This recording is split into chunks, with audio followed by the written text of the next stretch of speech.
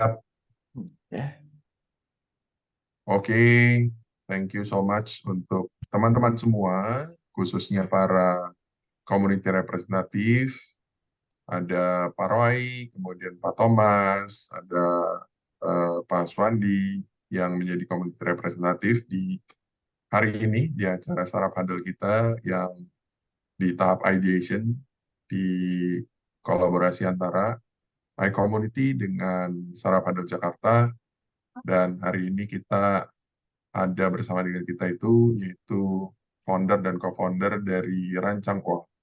Nah, jadi hari ini sebelum mulai biasa ada pesan-pesan sponsor dari eh, yang punya rumah, tuan rumah, yaitu iCommunity.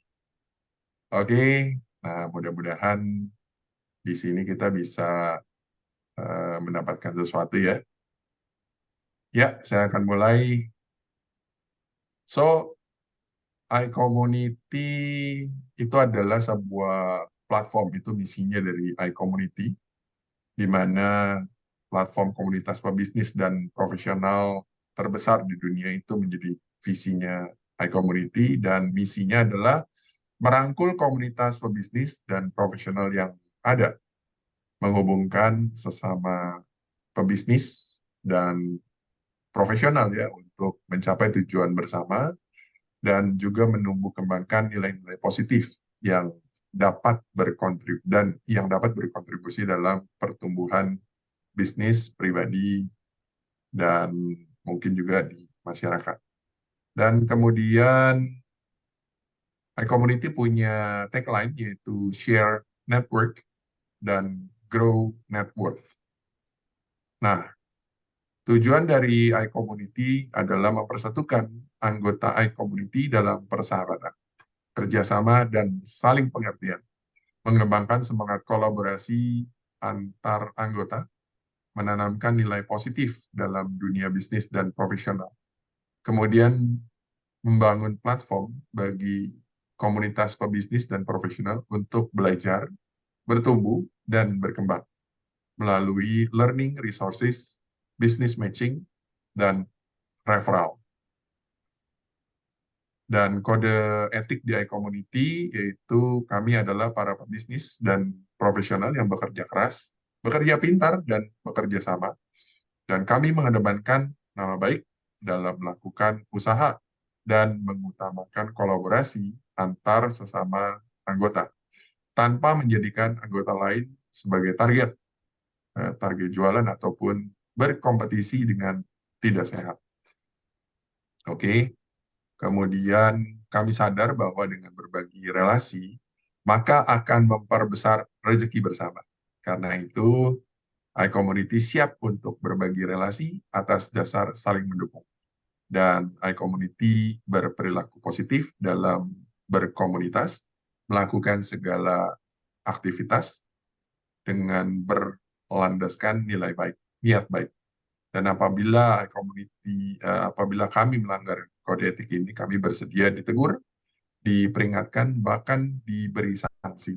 Nah, tadi itu tentang iCommunity. Jadi iCommunity sudah melakukan apa yang dia sampaikan, yaitu berkolaborasi dengan Impactner, dengan Sarah Paddle. So, iCommunity melakukan apa yang dia bicarakan gitu ya, do the talk, kurang lebih begitu. Dan kita senang banget berada di dalam komunitas iCommunity dan saling support satu dengan yang lain. Nah, sekarang saya siarkan tentang Saraf Hadal program, gitu ya. Nah, Saraf Hadal adalah sebuah program yang dimulai oleh GEN, Global Entrepreneurship Network. Nah, kurang lebih itu sekarang ada 50 komunitas lah di seluruh dunia. Dan ada lebih dari 30 negara yang mengadakan acara Startup Handle seperti ini. Dan Startup Handle adalah program yang dirancang untuk membantu satu entrepreneur sekaligus memperkuat ekosistem startup lokal, di mana entrepreneur itu menemukan solusi untuk tantangan yang mereka hadapi ya, melalui keterlibatannya dari komunitas lokal mereka. Dan tujuan dari Startup Adel adalah membangun komunitas startup lokal, membantu satu entrepreneur di dalam satu waktu seperti hari ini. Dan di mana startuppreneur mendapatkan bantuan dari member komunitas yang eh, terwakilkan dengan, kalau istilah umum itu panelis, tapi di Startup Adel itu kita pakainya adalah community representatif, yaitu dengan cara memberikan masukan dan pandangan atas ide yang sedang dikembangkan oleh presenter atau si Sarah founder. Kemudian sedikit rundown ya, garis besarnya seperti ini. Di sesi Sarah Panel itu terdapat presenter satu atau dua gitu yang mempresentasikan bisnisnya kurang lebih selama 6 menit. Nanti Ivan akan present bisnisnya 6 menit dan diharapkan jangan lewat banyak. Dan masing-masing presenter akan dilanjutkan dengan Q&A, kemudian feedback oleh community representatif dan teman-teman audiens, teman-teman guest di sini itu juga bisa tanya jawab ya. Nah, jadi sifatnya nanti saya akan mengarahkan. Jadi saya akan berikan ruang kepada community representatif pastinya dan juga saya akan berikan ruang kepada para audiens sehingga kita bisa membantu uh, founder dan co-founder malam hari ini ya agar supaya apa yang dia buat itu menjadi lebih keren lagi, lebih bagus lagi dan semoga bisa berguna ya bagi kita semua gitu kan. Oke, kemudian di Startup Adel itu ya kalau bagi kami nih suksesnya Startup Adel ini bukan diukur banyaknya orang yang datang di malam hari ini. Kalau hari ini ada 100 audiens gitu yang datang, wow kita senang banget ya. Pastinya saya sebagai eh, orang yang dipercayakan untuk menjalankan Startup Adel Jakarta di Indonesia secara global di Indonesia dan khususnya kita piloting di Jakarta ini senang sekali. Tapi kalau ada 20 orang aja kita juga nggak sedih gitu kan. Karena fokusnya kita itu sama si foundernya ini gitu kan untuk malam hari ini. Jadi kita mau fokuskan kepada membantu si founder ini gitu. Nah, jadi untuk agar lebih keren bisnis model dan lain gitu kan. Nah, jadi agar supaya bisa dapat dampak yang nyata gitu dari kegiatan kita saat ini. Dan ini bukan akhir ya, tapi ini sebenarnya adalah awal journey mereka bersama di dalam keluarga besar Global Entrepreneurship Network dan Startup Adel juga, dan juga hopefully bisa join di iCommunity ya. Oke, pada malam hari ini Startup Adel ini menghadirkan satu presenter ya, dan presenter kita adalah Ivan Jonathan as a CEO dan co-founder Rancang Uangku dan juga ditemani oleh Pak Ubina sebagai foundernya dan nanti mereka berdua dalam sesi tanya jawab bisa apa bisa saling tektokan membantu menjelaskan ya supaya lebih mantap.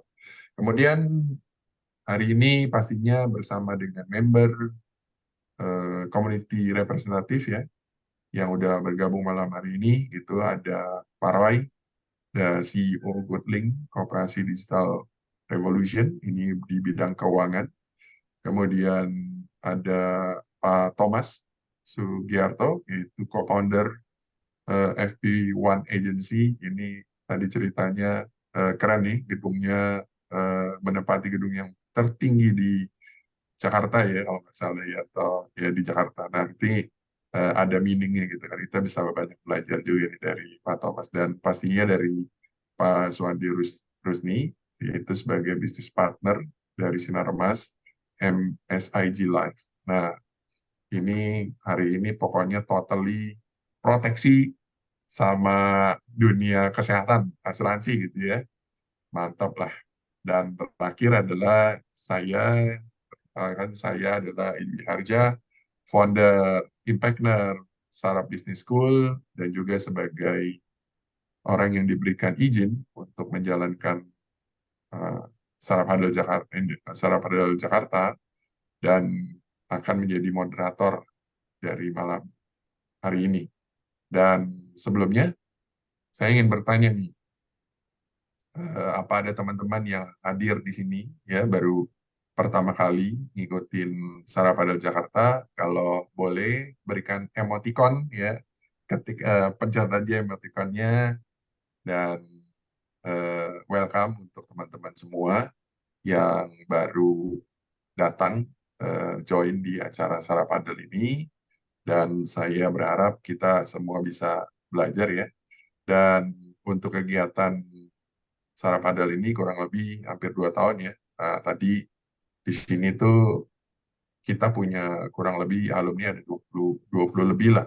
Dan mereka semua sudah tampil di acara Sarapradel baik yang di online ataupun yang di offline di Amerika seperti yang dilihat di sini. Mungkin kalau tidak ada kendala ataupun semua oke-oke saja, mungkin di November mudah-mudahan kita dapat slot untuk bisa mengadakan acara di Amerika. Pastinya kita mengundang teman-teman kalau nanti ada, lihat-lihat ya kita punya apa eh, sosmed, kemudian info-info dari grup yang ada biar nggak ketinggalan. Oke, ini pesan-pesan sudah selesai. Nah, sekarang saya masuk ke acara kita nih ya, yang dimana di malam hari ini ya, sebelum kita mulai gitu ya, di acara presentasi dari bisnis rancang uang, nah kemudian eh, kita akan berikan kesempatan nih pada community representative dulu untuk cerita kurang lebih 5 menit lah masing-masing ya.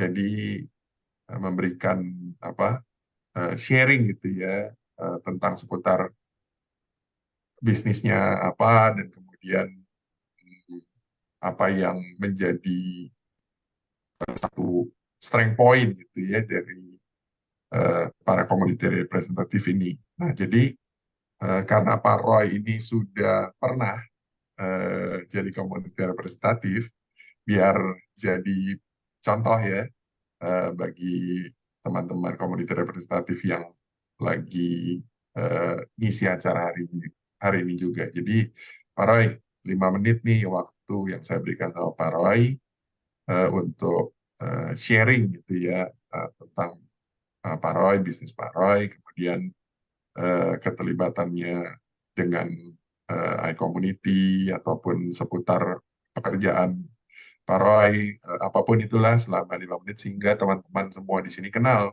oh Pak Roy ini siapa, dan setelah nanti dari Pak Roy, saya akan oper ke Pak Thomas dan ke Pak Suwandi. Oke, Pak Roy, 5 menit, saya Oke, kasih waktu. thank you semuanya. Salam kenal. Saya Roy DWK. Saya CEO Goodlink, aplikasi Koperasi Digital Revolution. Jadi saya kenal Pak Edi ini dari iCommunity tentunya. Jadi saya dari Surabaya, lebih banyak Surabaya dan Sulawesi. Nah, tapi saya kadang-kadang mampir ke Jakarta. Ternyata di Jakarta banyak orang-orang hebat. Kami Sulawesi banyak perlu belajar dengan orang-orang Jakarta. Saya cukup beruntung banget kenal dengan Pak Edi. Saya tertarik banget dengan kisah-kisah tentang startup. Nah, kebetulan kami punya beberapa divisi bisnis. Salah satunya divisi sumber daya manusia, supply manpower. Nah, kebetulan kami punya masalah karena karyawan kami jumlahnya cukup banyak, ribuan, dan mereka punya problem hobinya ngutang gitu ya. Jadi kalau 1.000 lawan 1, babak belur lah kita. Terus gimana nih cara ceritanya nih? Kan kembali dari sebuah problem, nah solusinya gimana? Akhirnya dapat petunjuk tuh. Oh belajar lagi nih tentang keuangan. Akhirnya belajar tentang keuangan, baru ngerti tuh. Oh ternyata uang berputar itu bagaimana? 1.000 orang terkaya di dunia itu bersumber dari dua yang paling utama, teknologi dan keuangan. Singapura cuma 5,7 juta penduduknya, tapi dia termasuk 10 negara yang kaya dan terkuat di dunia. Nah, sektor apa yang dia mainkan? Salah satunya sektor uang. Kita 285 juta penduduk, ikan ada, udang ada, kepiting ada, tapi kita nggak kaya masyarakatnya. Singapura beli pasir di kita, beli air di Malaysia gitu. Nah, kita nggak menggunakan kekuatan itu. Nah, akhirnya kami belajar bagaimana cara memutarkan uang, bagaimana melipat gandakan uang, bagaimana mempertahankan dan mengembangkan uang. Itu penting untuk kita pelajari. Tetapi saya juga melihat tanpa digitalisasi dan teknologi itu nothing happen. Ke depan semuanya harus arahnya ke digital. Jadi cocok hari ini kita lihat Bro Ivan dengan Pak Ubina mau mau ngerancang uang ya itu nanti irisannya banyak tuh kita bisa. Nah, kita ini mentalnya jelek kalau mau main bola, bukan bola yang dikejar, wasit sama penonton yang ditendang. Jadi nggak jelas antara gulat dan tinju itu nggak jelas. Jadi Indonesia itu selalu memecah belah gitu antara agama, antara suku dan sebagainya. Nah, gimana caranya supaya kita bisa punya semangat syariah atau gotong royong gitu? Sebenarnya prinsip koperasi itu sudah bagus. Bahkan Tuhan ketika menciptakan dunia ini, dia perlu bekerja sama dengan umatnya untuk bisa bisa mencapai tujuannya gitu. Avenger kemarin mengajarkan mengalahkan Thanos itu nggak bisa Iron Man sendirian, bro, begitu. Jadi bagus nih spiritnya Impactner, High Community ini sangat bagus. Jadi itu cerita tentang saya, anak tiga, istri masih satu, masih aman gitu ya, masih kuat gitu kan. Terus apalagi ya yang dilihat dari saya? Oh ya, arahnya kita berusaha untuk meliterasi bangsa ini. Kalau punya uang, jangan mukulin istri, jangan kawin lagi. Tapi bagaimana caranya menabung dan mengembangkan gitu kan. Terus apa ini? Mengajarkan teman-teman untuk budaya dari mental peminjam menjadi penyimpan, dari penyimpan jadi pemenang investasi. Lalu mengajarkan teman-teman apa dari hijrah dari koperasi digital koperasi manual menuju menjadi digital. BUMDes dan perusahaan-perusahaan yang membutuhkan literasi tentang koperasi. Begitu dari saya, teman-teman sekalian. Thank you atas waktu dan kesempatannya. Oke, terima kasih Pak Roy untuk pembukaannya. Nah, teman-teman, community representative, kayak gitu ya, 5 menit. Nah, sekarang Pak Thomas, silakan Pak. Oke, terima kasih Pak Edi. Selamat malam buat teman-teman semua ya. Ini sebuah kehormatan saya diundang Pak Edi untuk ikut sharing bersama teman-teman di sini ya, termasuk juga untuk nanti menanyakan berbagai hal tentang yang akan dipresentasikan oleh panelis ya. Oke, sekilas tentang bisnis kami. Pada prinsipnya saya sebagaimana tadi disampaikan oleh Pak Edi, agensi kami namanya FP1, Financial Planner Number One ya. Itu kita ada 5 kantor ya, 6 kantor, satu kantor di Jakarta, 5 kantor di beberapa daerah. Yang di Jakarta salah satu termasuk yang terbesar, salah satu yang terbesar ya, nomor 2 lah terbesar dari 400-an agensi Prudential, oke? Nah, di kelas kami itu beragam ya, tapi di grup kami fokusnya adalah ke handle proteksi nilai bisnis, proteksi income, proteksi utang, warisan, dana abadi. Modelnya lebih ke untuk bisnis, bukan untuk yang sifatnya model orang mungkin taunya asuransi gitu ya, tapi bukan yang umum ya. Kita lebih ke dunia bisnis ya, proteksi dunia bisnis bisa 10 miliar, 20, 50, 100 atau lebih ya. Dan model kita bukan model jualan. Kami nggak jualan. Kami lebih ke model adalah coaching. Coaching dan mentoring bagaimana edukasi pebisnis, jaga jangan sampai hanya menyerang tapi tidak menjaga serangan yang tidak kelihatan dari dalam ya, sehingga keluarga berantakan, bisnis berantakan.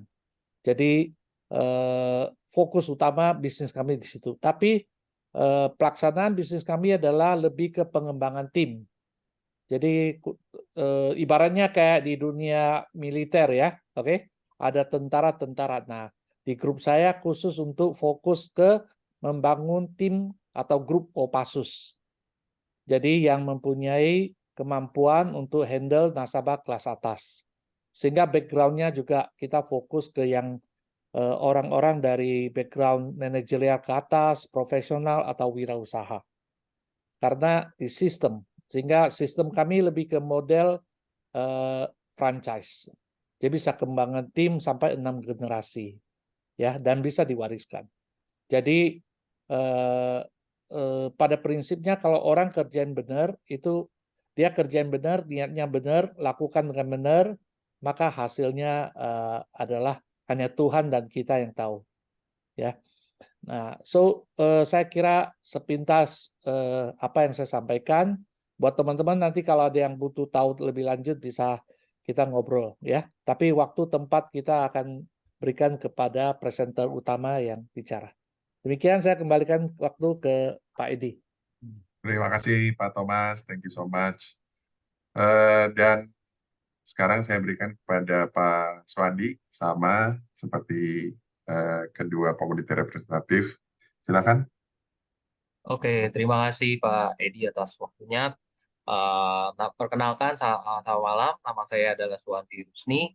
Oke, thank you banget. Hari ini saya dipercayakan oleh Pak Edi untuk bergabung menjadi salah satu community representatif. Ya, ini masih anak baru. Ya, mudah-mudahan kita bisa banyak belajar dari para alumni CR-CR yang lainnya. Oke, sedikit background saya. Kalau saya domisili di Jakarta, jadi kegiatan saya banyakkan di Jakarta. Nah, saya mewakili sebagai salah satu bisnis partner dari salah satu perusahaan asuransi di Indonesia, yaitu Sinarmas MSIG Life.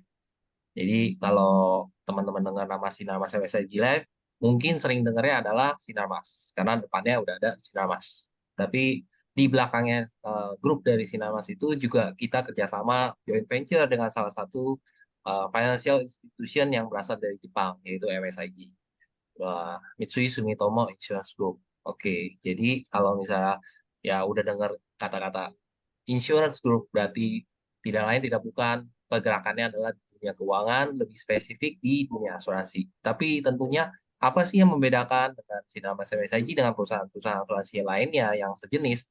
Ya, tentu kita ada competitive advantage tersendiri. Ya, salah satunya kalau saya secara pribadi banyak bergerak di bagaimana kita membuat satu wealth accumulator buat para, ya kita nggak bicara para pebisnis, semua kalangan yang mau memutus yang namanya sandwich generation.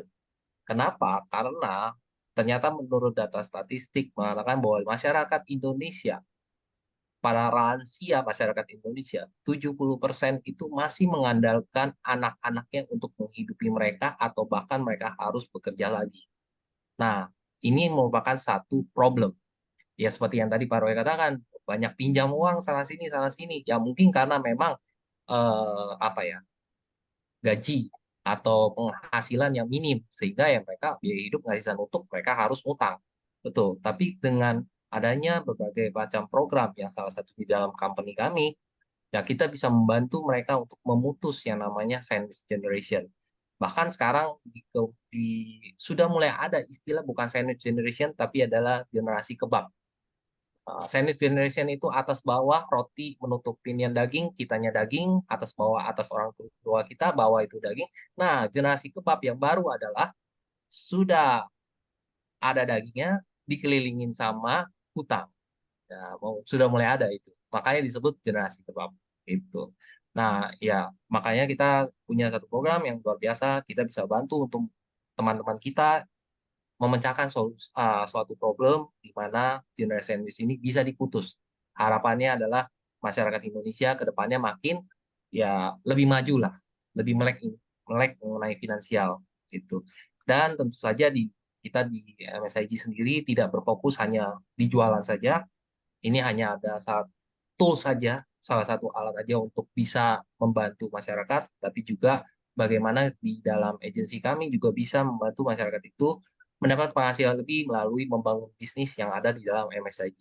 Melalui bisnis-bisnis seperti yang Pak Thomas katakan, bisnis franchise. Jadi kita franchise dengan sangat mudah, tidak terlalu mahal, modal resikonya juga kecil. Gitu. Tapi secara potensi income-nya sangat-sangat luar biasa. Ya, demikian mungkin gambaran singkat mengenai kami di MSIG Sinarmas Life. Thank you, Pak. Oke, terima kasih Pak Swandi dan terima kasih untuk pembukaannya yang mantap. waktunya pas.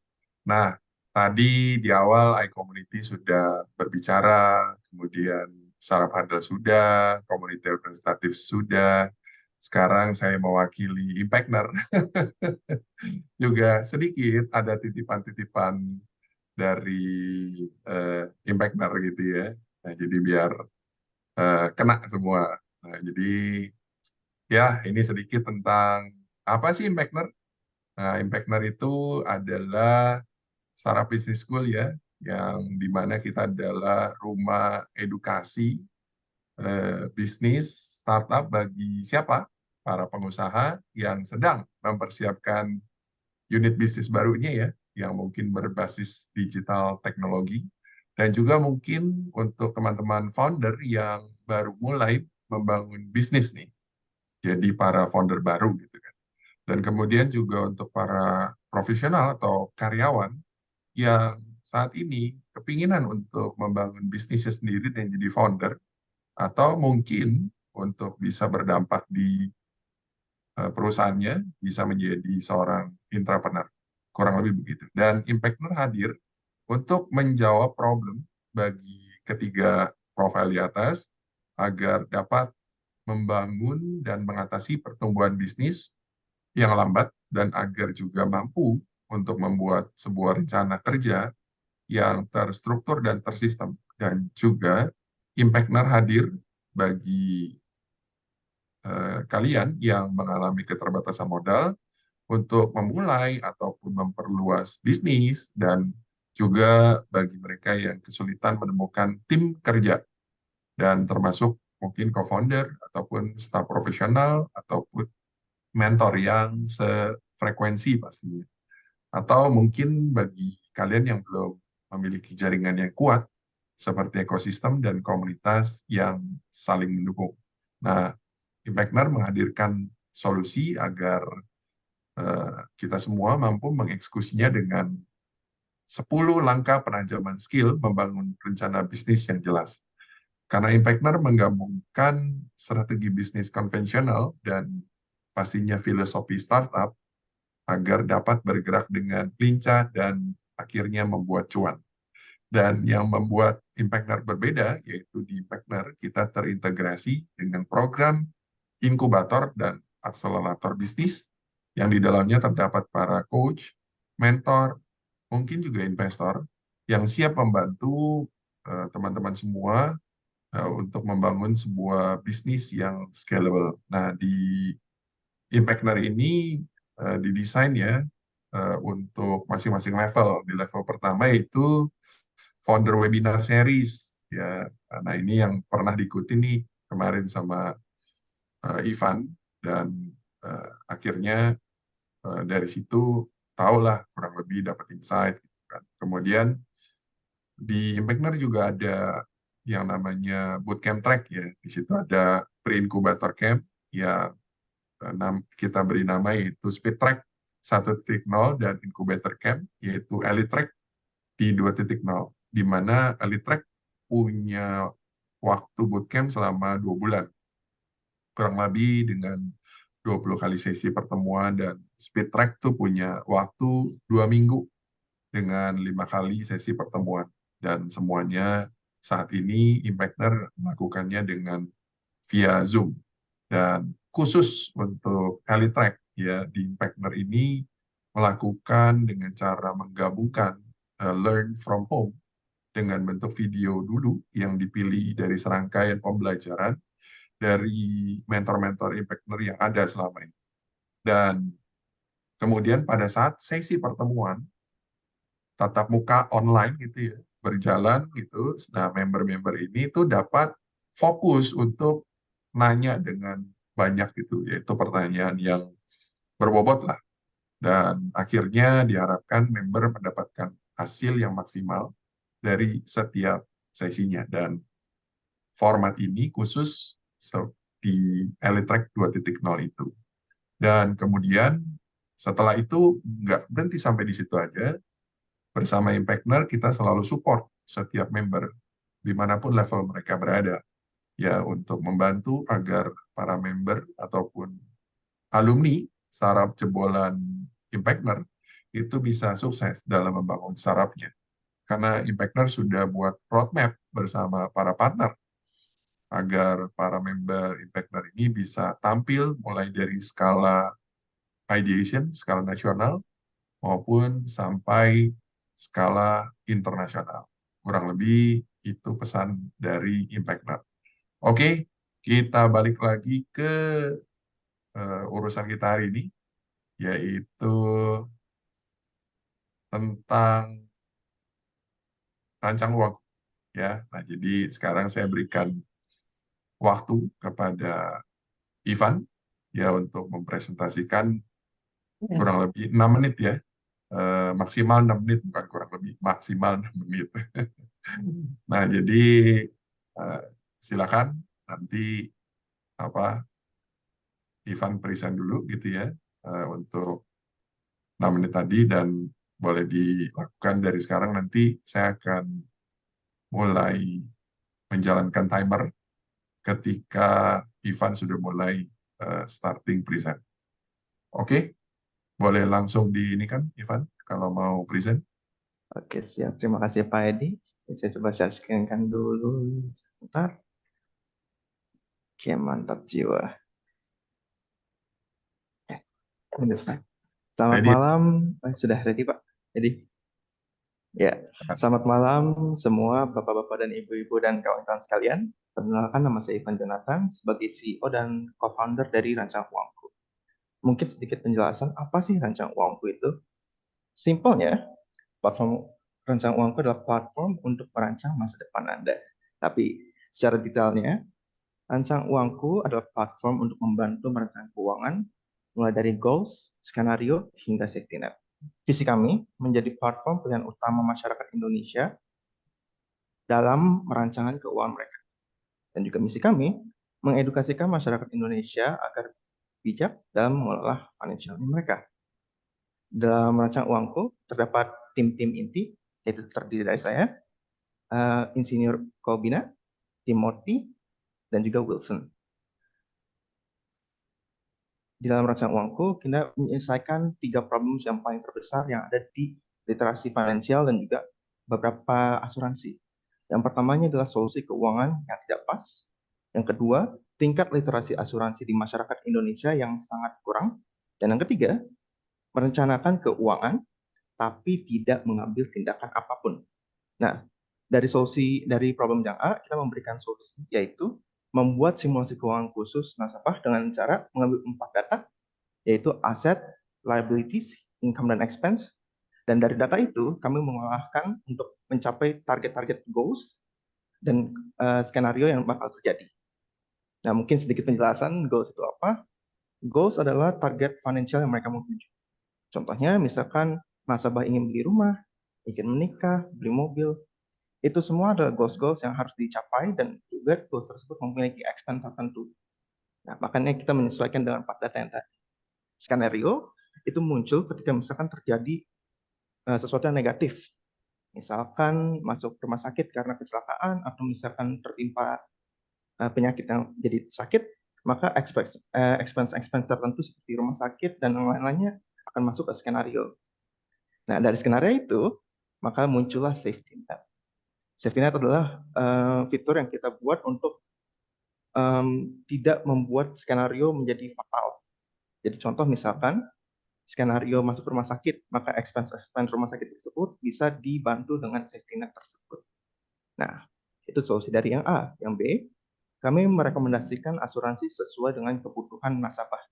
Jadi, kenapa seperti ini? Karena biasanya marketing asuransi menawarkan polis-polis yang mungkin tidak sesuai dengan nasabah tersebut. Maka tugas rancang uangku memberikan rekomendasi asuransi yang sesuai dengan nasabah tersebut dengan berserta informasi yang lebih simple dan minimalis supaya lebih gampang diterjemahkan ke nasabah. Yang C adalah menawarkan solusi simple dengan sekali klik saja. Jadi tak usah dari data-data tersebut tidak usah diklik ini lagi, tapi cuma sekali klik rekomendasi akan muncul. Seperti itu. Dan ini adalah market needs yang saya lihat di Indonesia. 1,6% adalah tingkat penetrasi asuransi di Indonesia. masih sangat rendah dibandingkan negara tetangga kita seperti India dan Singapura, dan juga terlihat di sini 49,68% tingkat literasi keuangan di Indonesia di 2022. Meskipun tergolong masih sangat rendah, tetapi ini ada peningkatan yang signifikan dari 2016, yaitu sebesar 29,7%. Ini artinya apa? Bahwa market literasi keuangan di Indonesia itu sedang growing. Basically, it's a growing market. Nah, kita lanjut. Inilah contoh beberapa UI dan UX yang kita sudah buat, yaitu ada to-do list-nya, ada video tutorial untuk aplikasi tersebut, dan dua ini terdapat dashboard untuk nasabah dan dashboard untuk agen asuransi. Di sini juga terdapat member financial analytics yang dari 4 data tadi tersebut, misalkan yang aset, liabilities, expense, and income, dan juga skenario, goals, dan solusi terdapat di sini semua. Kita dari Rancang Uang memiliki 3 unique advantage. Yaitu satu, berfokus pada transparansi informasi kepada masyarakat. Yang kedua, aplikasi yang memudahkan agen asuransi. Dan yang ketiga, fitur rekomendasi yang sesuai dengan kebutuhan masyarakat. Kita memiliki target audience yang sangat spesifik, yaitu 75% ke agen asuransi, 10% ke married couples, 5% masuk ke rekan senior, dan yang 10% ini masuk ke anak remaja. Kita lanjut. Di Rancang Uangku juga terdapat 3 source income yang kita punyai, yaitu satu, subscription-based web apps, yaitu monthly payment or yearly payment. Yang kedua, partnership dengan jasa keuangan seperti solusi yang bisa diberikan langsung secara jasa. Contohnya distribusi harta, dan juga sponsorship dalam web apps, yaitu pendanaan dari lembaga sponsor seperti rumah sakit. Itu saja dari saya. Terima kasih. Dan jika ada pertanyaan, bisa mungkin open mic atau raise hand. Thank you semua. Oke, thank you Ivan untuk Rancang Uangku. Nah, ini teman-teman saya ingatkan semua untuk kalau yang mau bertanya, mulai bisa taruh di chat ya, sehingga bisa dibacakan setelah saya memberikan kesempatan kepada para komite representatif. Nanti saya akan atur, saya selip-selipin gitu biar bisa berinteraksi. Dan pastinya sebelum mulai ya, saya akan reminder kepada semua community representatif dan teman-teman audiens di sini untuk aturan dasar dari Saraf Hadal Jakarta malam hari ini. Di sini ada do and don'ts. Nah, apa sih yang harus dilakukan oleh community representatif dan audiens? Yaitu memberikan umpan balik yang kuat ya, feedback yang bagus gitu ya, yang strong, dan membantu si founder ini agar mungkin bisnis model mereka atau yang dipresentasikan itu menjadi lebih jelas. Dan di sini komunitas representatif diharapkan untuk memberikan solusi daripada hanya kritik. Masukan boleh, tapi solusi lebih mantap. Nah, itu yang kita harapkan dari teman-teman komunitas representatif dan juga dari teman-teman audiens yang kayaknya kalau saya lihat ada beberapa yang selalu setia ya ikut di acara Saraf Hadal ini. Dan sekarang di bagian yang jangan dilakukannya ya, don'ts-nya gitu, yaitu teman-teman komunitas representatif dan audiens juga jangan bertindak seperti juri, karena ini bukan kompetisi pitching gitu ya, dan jangan terfokus hanya dalam keterampilan teknis presentasi gitu kan. Nah, kita tidak bicara tentang, wah tadi presentasinya kayaknya kurang begini, kurang begitu, bukan itu. Karena untuk berisan 6 menit itu bukan hal yang sederhana dan pasti akan banyak hal yang masih kurang, tapi memang di sini tujuannya adalah untuk menjadi trigger gitu ya, oh, nanti mungkin bisa menggali gitu kan. Kalau semuanya di open kan kayaknya kurang seru gitu. Nah, kemudian Untuk chat dan audience, jangan ajukan pertanyaan tuh kayak pakai senapan mesin gitu ya, jebret jebret jebret jebret, kagak selesai. Silakan ajukan 1 atau 2 pertanyaan untuk biasanya kalau sebelum bertanya pasti ada penjelasan.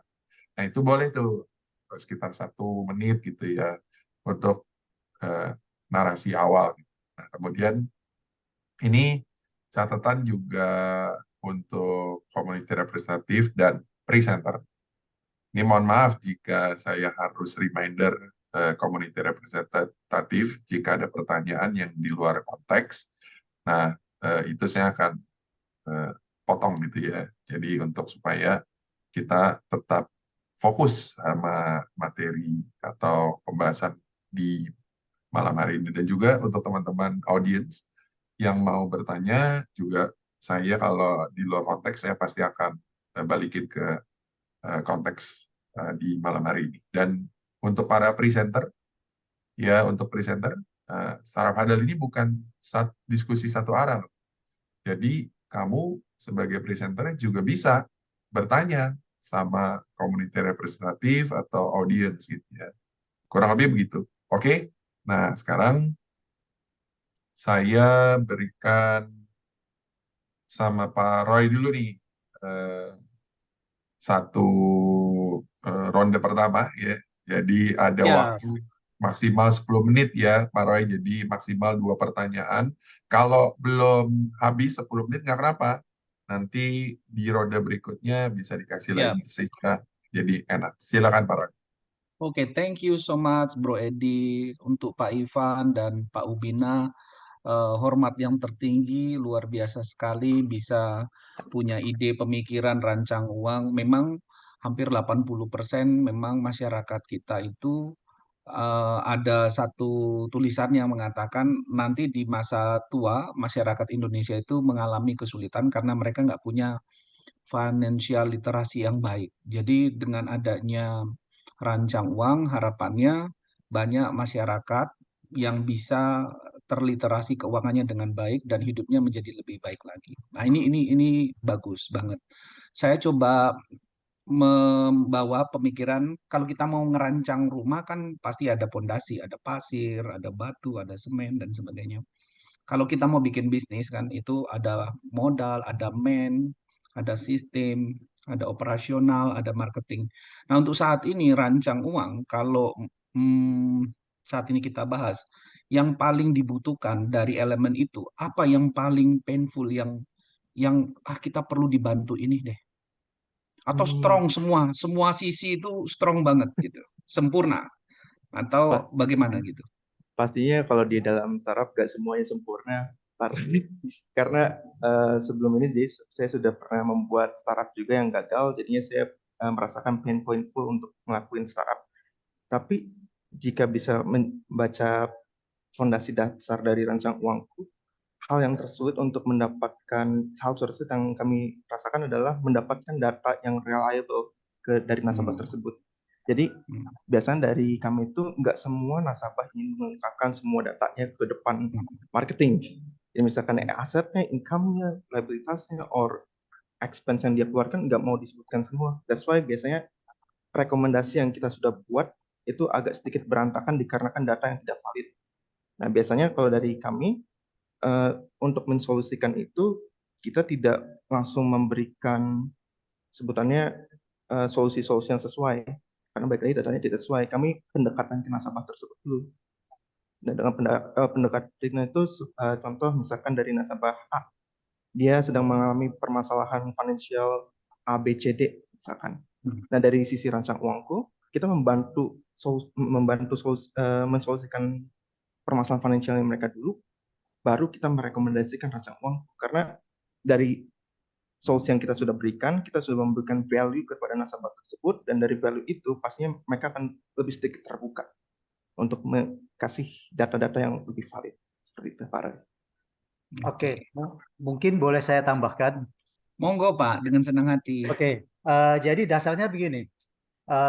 Betul, setuju dengan Pak Roy juga, memang bahwa literasi keuangan di Indonesia, untuk masyarakat Indonesia, itu sangat rendah sekali. Jadi memang itu adalah visi kita yang utama. Tetapi pertama kali memang kita maunya platform ini adalah untuk masyarakat Indonesia, ya. Tetapi kesulitannya kan kalau kita maju ke masyarakat Indonesia itu dengan satu persatu ataupun dengan iklan ataupun dengan apapun juga, itu sepertinya nggak nyambung, gitu ya. Akhirnya kita tanya-tanya, kita pikir-pikir bagaimana masuknya lewat agen asuransi, yaitu ya yang memang bergerak di financial salah satunya ya itu yang kita akui gitu. Nah, beranjak dari situ kita mulai masuk ke agen asuransi. Maksudnya sebagai target, maksudnya yang supaya melalui agen asuransi ini literasi keuangan itu bisa disebarkan ke masyarakat Indonesia.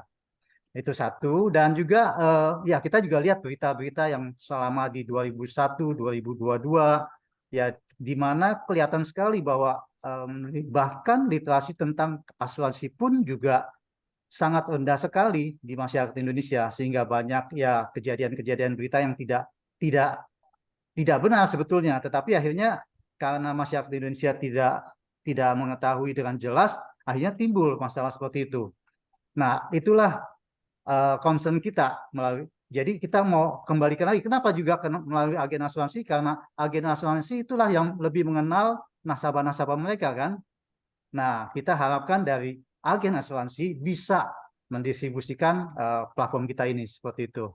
Satu hal lagi, kalau bagi saya pernah melakukannya juga, saya pernah coba juga dengan maju menggunakan platform ini, agen asuransi itu akan lebih apa ya, dilihatnya lebih profesional dan kemudian lebih kelihatan juga mengikuti tren karena kita secara IT ya, secara digital seperti itu Pak Roy. Siap. Menarik. Kalian berdua ini gabungan antara yang muda dan yang lebih muda lagi gitu kan. Ini kata-katanya cukup memotivasi gitu kan. Oke, begini Bapak, makanan kalau kita berbisnis makanan itu fundamentalnya itu bukan yang paling basic itu dari rasa. Jadi kalau saya kepingin kalian harus punya rasa di dalam membangun startup dan bisnis kalian. Kalau rasanya itu enak, I'll be back again. Orang akan terus. Artinya startup ini harus punya kemanfaatan dan kebaikan bagi umat, bagi kemaslahatan umat. Kalau dia berfokus kepada itu, kalian nggak perlu takut. Itu yang pertama. Yang kedua, kalian harus tahu tujuan. Tujuan dari main bola itu kemenangan. Nah, yang muda dengan yang lebih muda harus rukun, harus solid. Apapun yang terjadi, kalian harus sampai kepada tujuan akhir. Nah, ada satu informasi dari teman saya di Amerika, udah 30 tahun dia di Amerika. Dia bikin sebuah perusahaan asuransi, kebetulan dia adalah kepala engine daripada IT-nya, dengan budget kurang lebih dari bosnya 30 juta US dollar. Dan saya tanya sama dia, dia bangun berapa tahun? 10 tahun. Apakah tercapai pada akhirnya? Bias menjauh dari apa yang dia rancang. Dan sudah habis hampir 150 juta. Padahal budgetnya pertama cuma 30 juta. Nah saya tanya, kenapa kok bisa begitu? Karena ternyata setelah kita jalanin, kami bertumbuh. Dunia berubah. Banyak faktor. Nah itu yang juga mungkin dari teman-teman rancang uang juga harus pikirkan, sehingga siapa yang tahu masa depan? Allahu alam, kita nggak tahu gitu kan. Tapi kalian tetap berfokus kepada kemanfaatan, keberkatan, kebaikan buat alam semesta, buat Indonesia gitu kan. Terus rukun antara yang muda dengan yang lebih muda lagi. Terus coba cari juga, nggak ada orang sukses sendirian gitu. Even Batman pun masih butuh Superman, nggak ada. Jadi tetap kita butuh, kalau semuanya jadi jempol, siapa yang ngupil? Tetap kita butuh yang namanya pendapat, masukan, bahkan tidak perlu malu untuk kita ngajak orang lain bersama-sama. Di atas langit kan ada langit. Begitu mungkin dari saya, Pak. Kalau ada yang kurang-kurang, mohon maaf, Pak. Gitu ya. Sudah bagus banget. Tetap semangat anak muda. Hebat. Thank you Pak Roy. Thank you Pak Roy. Oke, thank you Pak Roy. Jadi tadi ronde pertama sudah mantep ya. Nah ini sebelum masuk ronde kedua yaitu Pak Thomas. Nanti saya mau mau ini dulu nih, Pak Arjo, pertanyaan Pak Arjo nih. Pertanyaan untuk Ivan, seperti apa solusi yang ditawarkan agar orang-orang yang hobinya main judi online kesadaran keuangan yang lebih tinggi gitu ya. Uang untuk judi jadi modal hidup. Nah, bisa memenuhi kebutuhan ekonomi sehari-hari dan sebagainya. Nah, karena orang-orang ini inginnya solusi instan yang sederhana, mudah, dan murah. Itu kira-kira pertanyaan itu responnya gimana tuh dari Rancang Uang? Silakan. Ya, jadi kalau untuk kalau boleh tahu nama yang bertanya siapa? Pak Arjo Pak ini Arjo. kalau ya Oke, Pak Arjo kalau ada boleh open mic juga Oke. sekaligus kenalan. Silakan. Ya, mungkin saya langsung bisa menjawab dulu Ya. sedikit dari pertanyaannya Pak Arjo. Yang saya rasakan itu ketika misalkan orang main judi ya, saya juga pernah ngelihat beberapa orang-orang yang bermain judi untuk mendapatkan uang, itu mereka ingin mendapatkan uang dengan tanda kutip instan. Nggak mau ke A, B, C, D, E, prosesnya punya langsung 100 juta dapat gitu. Nah, tanggapan dari saya itu dilihat dulu dari persentasenya. Apakah orang yang bermain judi online rata-rata mendapatkan profitnya? Rata-rata mendapatkan uang yang uang dari judinya itu. Biasanya di bawah 5%. Jauh di bawah 5%. Orang bermain judi yang mendapatkan uangnya. Nah, jadi saya bisa sarankan kalau misalkan orang yang bermain judi mendapatkan profit baliknya itu di bawah 5%, kenapa nggak coba sesuatu yang lain aja? Seperti investasi-investasi yang memang fix. Contohnya obligasi, deposito, itu kan yang fix. Deposito didukung oleh perbankan, obligasi didukung oleh pemerintah. Itu yang saya bisa kasih. Jika ingin berjudi pun, menurutku masih kurang, karena balik lagi yang tadi persentasenya di bawah 5%. Kalau misalkan obligasi dan deposito, udah pasti dapat. Dan juga kalau misalkan mau lebih high risk lagi, harus mempelajari reksadana dan saham. Itu untuk mendapatkan keuntungannya jauh lebih besar dibanding judi. Seperti itu yang saya bisa kasih, Pak Edi. Jadi Oke. Pak, kalau saya boleh memperjelas konteks pertanyaan saya, Oh, jadi iya. di chat kan saya Boleh, tulis, boleh.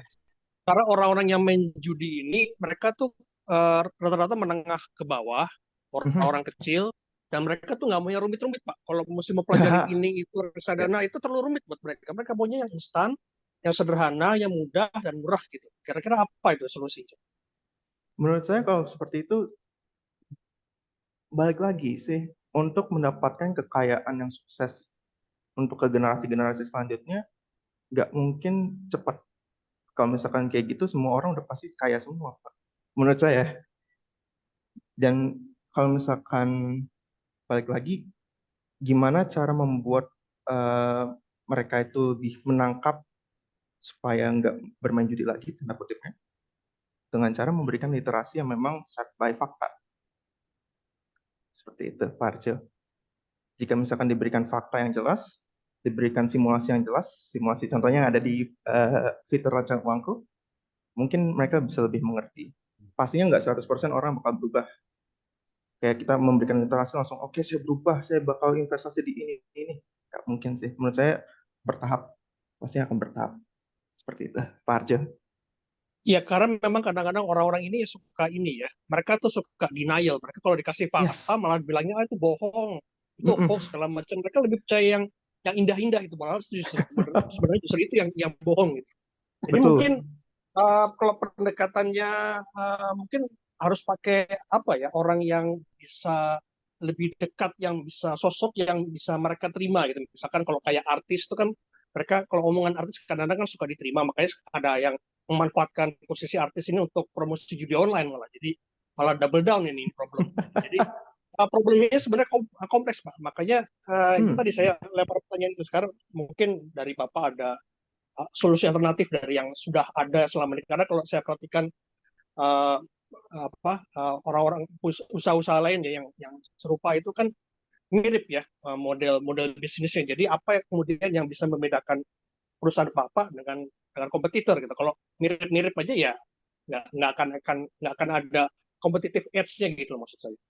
Oke, Oke. mungkin saya bisa bantu jawab juga. Eh, Pertama, kalau menurut saya sih seseorang kalau sudah maksudnya masuk ke judi online itu pertama mungkin dia lihat iklan atau dia dapat ajakan dari seseorang sehingga ketika dia masuk apa namanya jadi seperti kayak kecanduan itu satu ya. Bagaimana solusinya kalau melalui rancang uangku? Ya kan, pertanyaannya itu. Nah, rancang uangku itu didesain untuk apa namanya dengan menginput dia punya income dan pengeluaran sehingga kelihatan nanti ke depannya seperti apa gitu ya. Nah, pada waktu dia masukkan input dia punya income kemudian keluar pengeluaran kelihatan apakah dia bakal kurang atau tidak nantinya gitu ya. Ketika dia usia berapa dia sudah pensiun tidak punya pengeluaran tidak punya pemasukan lagi yang hanya ada cuma pengeluaran saja itu pun akan kelihatan dia shotnya berapa kekurangannya seperti itu. Nah kemudian kenapa dia mau judi? Dia mau dapatkan income express gitu kan, berapa persen kepastian untuk dapetin seperti itu. Nah, disitulah kita akan tanya. Jadi melalui rancang uangku, kalau dia bisa memberikan kepastian apa namanya income yang akan didapatkan, yaitu oke. Tapi dia akan jawab tidak ada kepastian. Bagaimana kalau diberikan solusi yang pasti, gitu kan? Nah, kalau diberikan solusi yang pasti, misalkan ditaruhlah di obligasi yang apa namanya pengembangannya menjadi 8% setahun ataupun 12% setahun gitu, kelihatan bahwa sebetulnya ada kekuatan yang besar sekali kalau dia rutin. Karena apa? 12% setahun, kemudian di compound, kita akan lihat 10 tahun kemudian. Betul ya Pak Roy ya? Nah, jadi itu yang akan memberikan apa namanya literasi keuangan atau edukasi keuangan kepada si orang tersebut. Begitu Pak Arjo. Oke, thank you so much untuk satu ronde pertama dari audience. Yuk saya mengencourage, mengundang teman-teman yang mau bertanya, silakan bertanya untuk sesi kedua nih ya sama Pak Thomas. Saya undang Pak Thomas nih untuk mulai eh, bertanya nih, mungkin atau memberikan insight atau semacamnya. Silakan Pak Thomas. Masih mute Pak. Masih mute Pak. Selamat malam teman-teman semua, Pak Ubina sama Pak Ivan ya. Dan Malam Pak Thomas. terus terang saya masih meraba-raba ya aplikasi ini untuk siapa ya. Tapi sebelumnya mungkin saya mau tanya, angka yang 1,6 sama 49,68 itu dapat dari mana ya? Karena Itu yang saya mungkin sumber yang saya dapat kok agak berbeda. Oke. Kalau yang untuk 48,9 tadi, sorry 48,9 itu dapat dari ini SNLIK atau dari OJK untuk tingkat literasi keuangan. Kalau yang untuk 1,6% itu dapat dari Asosiasi Asuransi Indonesia. Oh, gitu ya. Oke lah. Anyway, thank you ya. Nah, yang kedua yang saya mau tanya adalah ini kan namanya rancang uangku. Sebelumnya saya punya pemahaman atau saya punya first impression ya, adalah seolah ini kan dipakai oleh seorang nasabah ya yang lakukan. Tapi tadi ada presentasi mengatakan bahwa itu dirancang untuk orang asuransi. Nah, jadi maksudnya apakah ini untuk nasabah karena rancang uangku kan? Kalau agen asuransi yang pakai kok rancang uangku berarti kan untuk dia sendiri. Ini sesungguhnya seperti apa? Thank you. Bisa dijelaskan? Ya, silakan. Ivan atau saya dulu? Oke, saya dulu ya mungkin nanti. Untuk penjelasan kenapa masuk ke agen asuransi, karena memang Kalau misalkan langsung nasabah yang menggunakan aplikasinya itu, pasti mereka tanda kutipnya nggak terlalu mengerti gimana cara menggunakannya. Jadi daripada kita mengambil market yang agak susah untuk tanda kutipnya dijelaskan, kita mengambil market yang lebih mengerti tentang keuangan, yaitu agen asuransi. That's why kita lebih masuknya ke market situ untuk dari agen asuransi tersebut bisa menjelaskan planning financial nasabahnya dengan lebih gampang, dan juga di situ ada produk asuransi yang bisa merekomendasikan ke skenario tertentunya. Jadi kita lebih masuk ke arah situ, Pak Thomas. Oke. Bina. Ya, saya tambahkan. Jadi kembali lagi kepada visi yang pertama kali. Memang rancang uangku adalah untuk memberikan edukasi mengenai keuangan kepada masyarakat di Indonesia. Itu satu ya, visi yang paling mendasar sekali dari kita. Tetapi bagaimana kita menjangkau seluruh masyarakat Indonesia, begitu kan? Sedangkan tangan kita nggak bisa nih menjangkau begitu banyak, walaupun dengan iklan, walaupun ya dengan iklan yang jor-joran begitu. Saya pernah ketemu dengan satu investor, ya. Dia tanya, ini untuk siapa?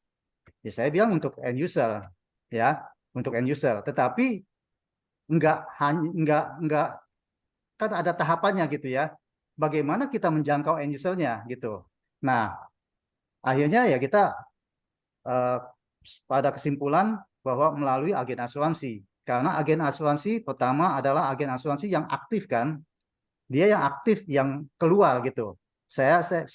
Kita melihat baik semua perusahaan asuransi yang ada di Indonesia kebanyakan adalah keluar, jemput bola, bukannya terima bola gitu ya, jemput bola. Nah, oleh sebab itu kita melalui agen asuransi untuk menjangkau masyarakat Indonesia. Kemudian toh memang betul rancang uangku ini kan mengenai literasi keuangan, di mana di dalamnya itu ada unsur asuransi. Karena asuransi adalah manajemen risiko terhadap financial yang paling bagus menurut saya. Gitu. Jadi ya sudah langsung kita jangkau juga melalui agen asuransi. Oleh sebab itu kelihatan bahwa 70% kita punya target pasar adalah agen asuransi dulu untuk menjangkau end user, untuk menjangkau masyarakat Indonesia. Seperti itu, Pak Thomas. Oke. Nah, mungkin sementara dilempar buat penanya Audiens ya. Ya, audiens. Ya, nanti dipikirkan dulu. Nah, sementara ini ada 2 pertanyaan dari audiens. Nanti Pak Thomas kalau ada yang mau ditanya atau diberikan masukan, monggo ya. Nah, ini saya lemparkan dari Bang Ian.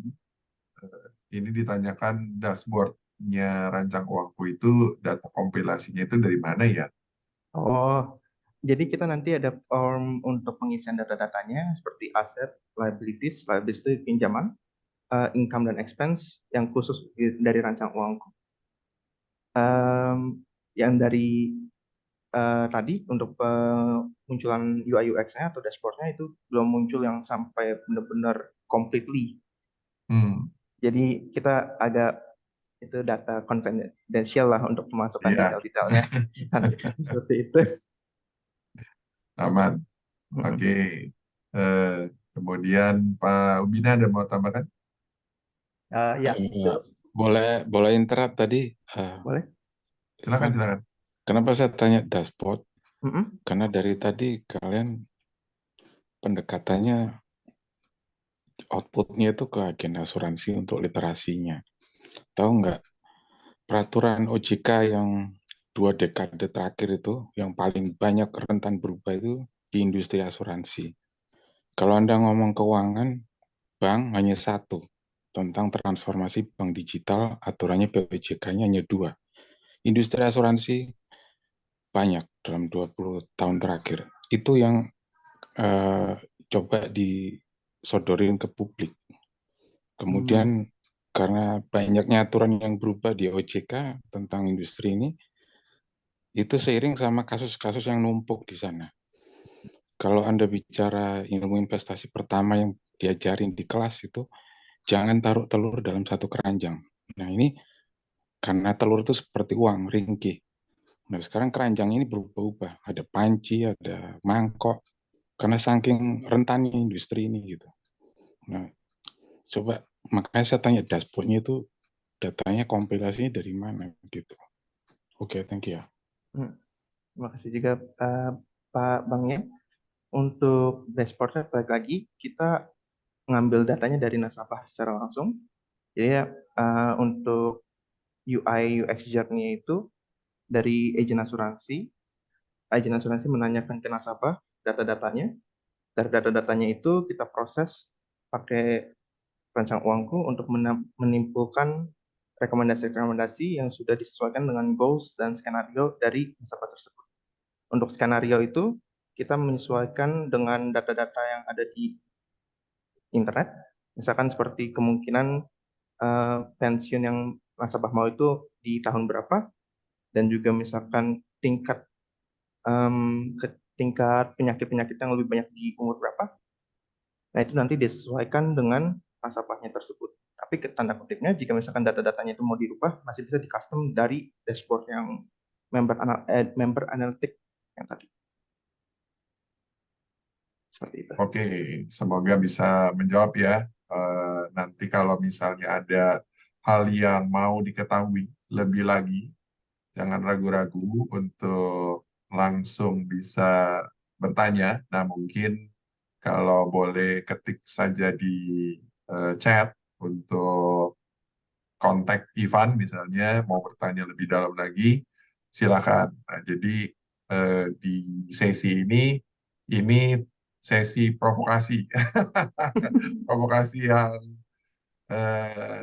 positif ya. Jadi sengaja nih nanti habis sesi ini mungkin wah banyak pertanyaan, boleh siapa tahu tertarik gitu kan. Nah ini sebelum saya eh, ke Erik, Erik ini pernah present juga nih yang dari presenter Sarah Fadel ya dari 3D printing kalau nggak salah. Nah di sini ada Pak Sudiarjo nih, udah resign. Wah, ini Pak Sudiarjo ini satu batch kemarin ya, sama Ivan nih. Gitu. Ya, silakan Pak Sudiarjo mau bertanya apa nih? Oke, Silakan. saya hanya ngasih masukan aja ya. Ya, sip. Sebetulnya saya hanya ngomong basic aja ya. Nggak usah kita ngomong yang terlalu canggih-canggih. Kita back to basic aja. Saya itu mendalami startup, saya punya startup juga. Bukan punya ya, saya cipin di startup di crowdfunding namanya Fundex. Yang sudah ada izin OJK-nya. Dan sekarang nggak maju-maju. Sekarang mau di restructuring gitu. Jadi gini, you sudah baca bukunya Eric Rice, The Lean Startup. Sudah baca belum? Belum. Belum. You baca buku itu. Oke. Itu adalah fondasi daripada you cara berpikir startup itu bagaimana. Saya ngerti, kita ngomong you terlalu canggih, tapi kalau nanti nggak ada hasil, you buang waktu you. Ini saya sudah pengalaman, ini saya startup itu dari 2016, ikut meeting, ikut apa, capek sudah, ngerti. Dari situ saya belajar. Kalau you mau untuk mendapatkan MVP, kumpulin agen-agen asuransi yang teman. Ayo grup pakai saya punya aplikasi. Nggak usah pusing dulu, nggak usah kasih gratis tes di situ. Sudah begitu. Dari situ you akan tahu. Terima kasih dan sukses selalu. Terima kasih Pak Sudiarjo. Terima kasih Pak Proses. Thank you Pak. Ya, ini dapat konstruktif feedback ya. Mantap. Thank you Pak. Oke, Pak Thomas. Masih ada nggak nih yang sudah terpikirkan nih? Ini udah mulai panas nih. Ini saya mesti siap-siap waktu ini. Silakan Pak Thomas. Oke, mungkin saya mau tambahkan sedikit adalah saya perlu pahami tujuan dari membuat startup ini itu apa gitu ya? Apakah kumpulkan data atau bagaimana ya? Karena jumlah agen asuransi di Indonesia ya mungkin saat ini aku angkanya nggak begitu tangkap ya. Mungkin hanya 500-an ribu. Ya, sekitar itu ya. Oke, atau kurang dari itu.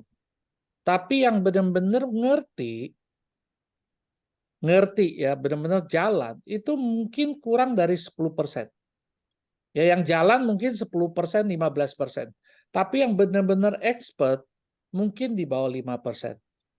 Jadi artinya dari 500 ribu, kemudian yang ngerti hanya 5%, ya, ini angka sebagai angka, maksudnya angka yang sifatnya random aja ya. Oke, 5% dari 500 ribu, itu berarti hanya sekitar 2.500.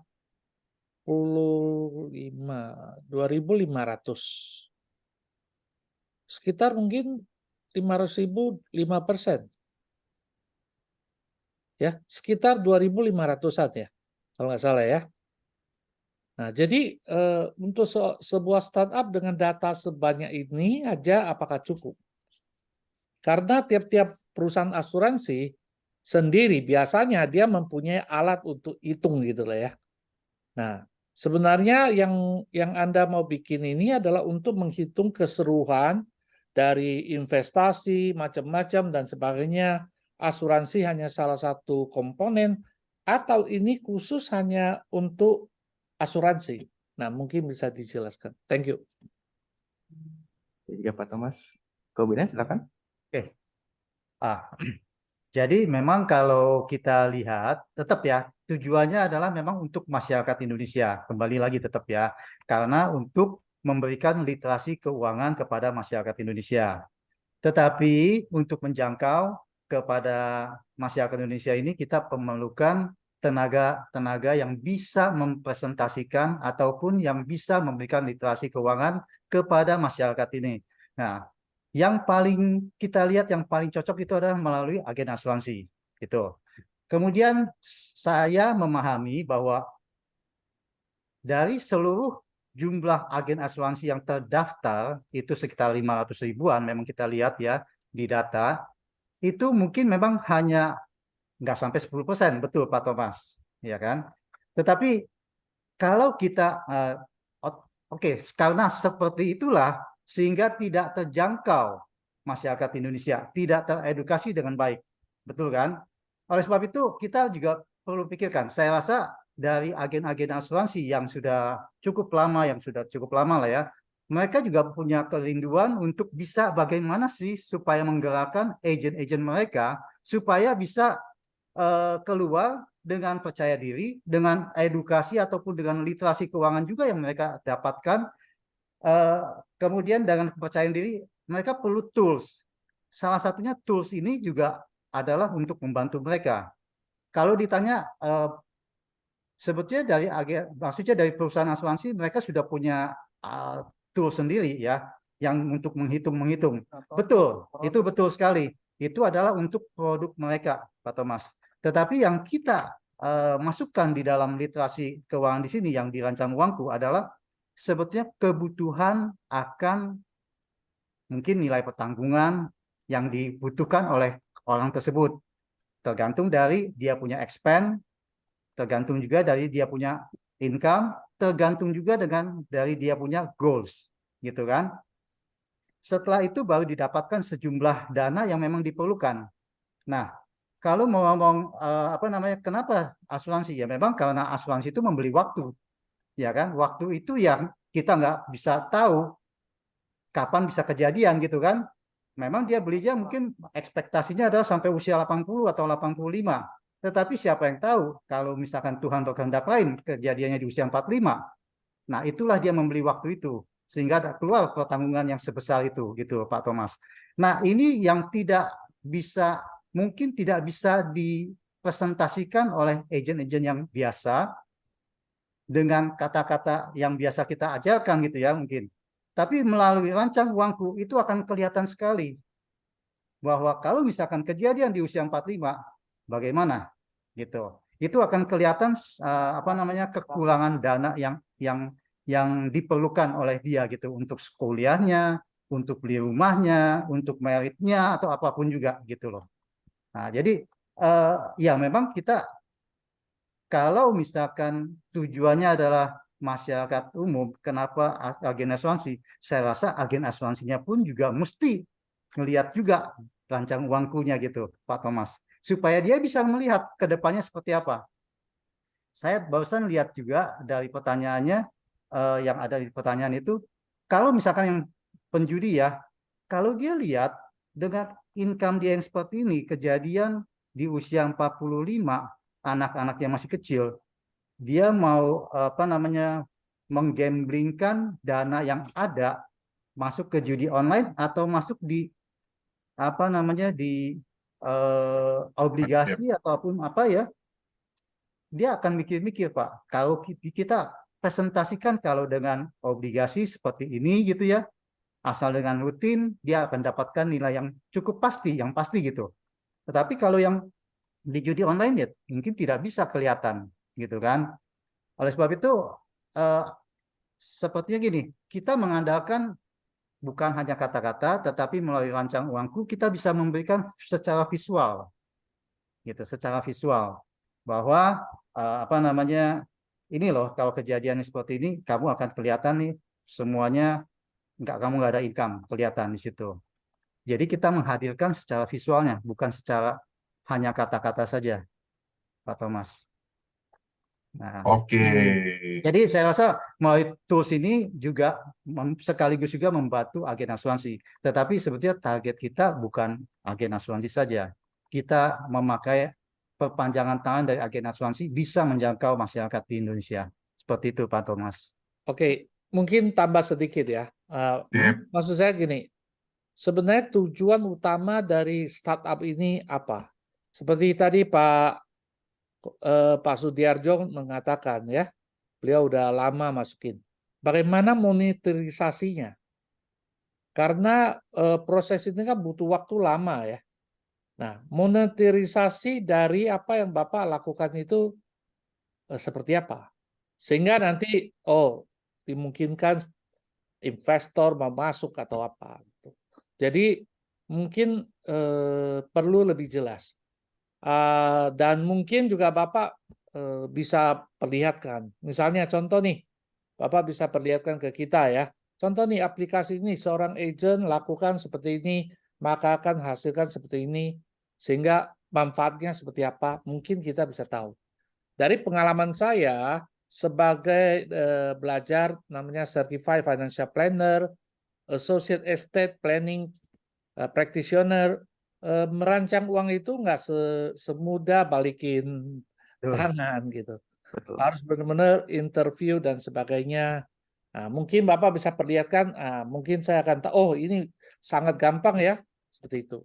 Kalau ada waktu ya, kalau nggak ada waktu mungkin lain. Siap, siap. Ya, ini Mungkin kalau misalkan sudah launching, kita bisa berdiskusi Pak Thomas mengasih langsung uji coba aplikasinya. Siap, Pak Thomas. Siap. Thank di you. take note tuh ya, di take note ya. Memang Ya. seperti saya sampaikan, malam hari ini nih provokasi yang positif ya, sehingga banyak pertanyaan biar juga jadi PR-nya si Rancang Uangku nih sebagai presenter. Dan thank you so much untuk pertanyaan yang menonjok banget gitu kan, untuk feedback yang menonjok banget. Ini saya nggak nyangka loh malam hari ini nih pertanyaannya banyak banget nih. Ini mulai dari apa member, kemudian komunitas representatif, kemudian dari teman-teman audiens gitu ya. Ini wah ini kayaknya bisa molor sedikit nih, tapi masih aman ya teman-teman semua, kita belajar sesuatu di hari ini. Nah, oke, tadi slot di ronde 2 ini sama Pak Thomas sudah keren banget. Saya catat berapa ini totalnya, 20 menitan karena bertubi-tubi, bukan dari Pak Thomas sendiri. Pak Thomas kurang lebih sekitar 10 menit, tapi bertubi-tubi ini dari yang lain, ini keren banget. Nah, kita akan berikan kesempatan pada satu komuniti representatif lagi, itu Pak Swandi, untuk sama ya memberikan pandangan ataupun bertanya. Kemudian setelah itu nanti saya akan berikan kesempatan kepada Erik dan wah ini ada seseorang yang luar biasa juga nih, Pak Fajar. Pak Fajar nih, nanti Pak Fajar mesti open mic nih, kagak boleh dibacain nih, kurang kurang afdol. Oke, silakan Pak Suwandi, waktu dan tempat boleh langsung. Oke, thank you Pak Edi. Oke, selamat malam Pak Ivan, Pak Bina. Selamat malam, Pak Thank Syed. you banget kita Malam Pak Suwandi. kesempatan untuk dipresentkan mengenai rancang uangku. Ya, sebenarnya sih pada prinsipnya ketika mendengar yang kata-kata rancang uang yang ada di dalam pikiran saya adalah sama seperti kata Mas Bra, berarti kita sebagai pemakai, sebagai user untuk merancang apa yang keuangan yang ada di dalam diri kita maupun di dalam keluarga kita. Karena kan memang ini bisa ke masyarakat, berarti ke diri pribadi maupun keluarga. Gitu. Tapi ternyata pas saat riset, sepertinya itu terlihat pengarahannya itu lebih banyak ke profesional, yaitu izin asuransi. Dan ternyata memang dibuktikan lagi, ditekankan lagi pada saat Pak Thomas bertanya bahwa memang lebih jelas lagi itu mengarah ke agen asuransi. Ya, setuju banget bahwa literasi masyarakat Indonesia itu masih sangat rendah, sehingga butuh teman-teman praktisi untuk bisa menjangkau kepada masyarakat itu, di mana ya sebenarnya nggak harus ke agen asuransi. Kalau saya bilang adalah banyak juga praktisi yang lain, ya contohnya ya mungkin praktisi saham ataupun praktisi yang lebih tepatnya mungkin certified financial planner, karena mereka yang benar-benar memiliki sertifikasi yang bisa memberikan suatu perencanaan keuangan yang terbaik buat klien, buat apa. Nah, saya nggak tahu sih, tapi kalau misalnya tadi mengenai monetisasi dengan skop yang awalnya itu adalah para agen asuransi ya, pertama-tama ya sebagai garda depannya, jumlahnya itu masih sangat sedikit jujur karena biasanya aim yang startup itu kan itu ke arah ya jumlah subscriber yang pesat, mau yang masif banyak dan pesat, dan jumlahnya harus juga banyak. Tentunya itu pasti ngarahnya, setuju banget itu ke masyarakat Indonesia. Tapi memang tidak bisa digarap ke seluruh masyarakat Indonesia, makanya masuk ke asuransi. Nah, itu mungkin perlu digali lebih tidak lagi mengenai apa yang langkah lanjutnya, nggak cuma agen asuransi aja. Karena ternyata kalau misalnya kita bicara untuk masyarakat Indonesia dengan tingkat literasi yang masih rendah ya, kita nggak bilang sudah tinggi dibanding negara lain, di Indonesia aja itu masih rendah. Memang meningkat, meningkat ini kalau menurut saya lebih banyak karena di drive faktor pertama, eh, influencer yang semakin banyak mengarahkan, which is yang kita tahu tidak tahu kebenarannya apakah mereka itu benar praktisi di dalam dunia keuangan atau tidak, atau hanya endorse saja, kita tidak tahu, kita tidak bisa judge. Tapi masyarakat Indonesia itu paling gampang terinfluence. Nah, ini perlu perlu hati-hati ketika kita mensegmentasikan. Nah, itu satu. Ya, kalau memang kita berbuat hal-hal yang baik untuk masyarakat Indonesia, contohnya rancang uangku, itu sangat baik sekali karena kita membantu masyarakat Indonesia mempunyai literasi keuangan yang baik. Nah, challenge-nya adalah bagaimana kita tuh mengupdate terus yang data-data yang ada di dalam rancang uangku tersebut. Kenapa? Karena literasi keuangan itu begitu baik, zaman terus berubah, teknologi semakin berubah, dan sangat penting sekali bahwa di Indonesia itu banyak sekali faktor-faktor X-nya, which is ya kita tidak tahu ya, tahun depan ada pemilu atau yang lain. Nah, hal-hal itu yang perlu digali lagi lebih banyak. Nah, kalau saya lihat tadi sekilas mengenai UI UX-nya, mungkin itu cukup oke, cukup canggih ya. Lihat sekilas doang ya, cukup canggih. Tapi saya tidak tahu apakah memang lebih banyak perancang uang itu menitik beratkan kepada safety net. Pertanyaan itu sih, safety net, karena di situ ada kata safety net, which is kalau tadi disampaikan Pak Wina bahwa ada income, ada expense, terus ada perhitungan dan sebagainya, terus dan terakhir ada risiko. Ketika terjadi risiko, maka akan ada safety net dan ada memberikan gambaran bahwa ke depannya itu kayak gimana. Nah, apakah memang rancangan uangku ditekankan yang ke arah safety net-nya, atau rancangan uangku ini memang dibuat untuk jauh lebih luas lagi, which is yang mengarah kepada bagaimana siapa si usernya itu bisa meningkatkan dia punya bukan penghasilan ya, meningkatkan dia punya keuangan ya, wealth-nya, dia itu. Nah, saya nggak tahu tuh, mungkin itu bisa dielaborate sini sih buat kita semua. Ya, mantap. Silakan dijawab langsung. Ini seru sih. Saya waktu itu juga berpikiran pengen memasukkan semua segala fitur di dalam rancang uang tuh, Pak Aswardi. Mau investasi saham, reksadana, forex, kripto, semuanya saya mau masukin. Tapi saya menyadarin sesuatu. Kalau misalkan rancang uangku memasukkan semua segala fitur investasi, asuransi, dan semua segala yang untuk meningkatkan keuangan, jadi nggak fokus ke satu arah. Jadi berpencar tiba-tiba. Dan ini masih di tahap pertama, masih tahap baru mau launching. Jadi aku waktu itu berpikir sama Ko Wina, gimana caranya supaya mendapatkan satu kunci yang bisa rancang uangku pakai gitu. Satu sektor aja itu. Apa? Nah, mumpung Ko Wina itu adalah bagian dari asuransi, jadi aku pikir, bisa coba kita asuransi. Itu langsung fokusnya ke arah-arah safety net yang tadi. Nah, itu jadinya seperti itu, Pak Suwardi.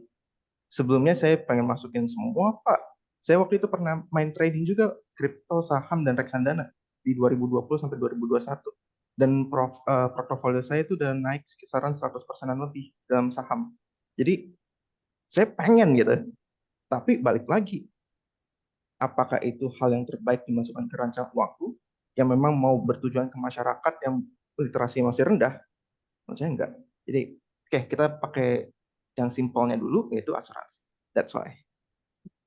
Oke, saya boleh tambahkan ya. Jadi betul, jujur kalau ngomong keuangan itu akan setiap tahun itu akan harus diupdate terus, ya, itu satu. Tapi yang mendasar di sini kita memang memberikan literasi keuangan yang basic saja sih sebetulnya, yaitu income, expense, kemudian bagaimana mengembangkannya, kemudian bagaimana memproteksinya, bagaimana di manage resikonya. Dari keempat ini, menurut saya, kalau sudah ada income, kalau sudah ada expense, yang paling penting adalah manage resiko, bukan mengembangkannya. Itu dulu kalau menurut kami, ya kan? Karena kalau kita mau kembangkan, tahu-tahu terjadi resiko, itu kan akan hancur semuanya. Oleh sebab itu, disiapkan dulu, di-manage dulu resikonya. Saya nggak tahu, pasti Pak Suwandi, Pak Thomas setuju akan hal itu ya. Nah, oleh sebab itu, kita masuknya ke dasar ini dulu, Pak Suwandi.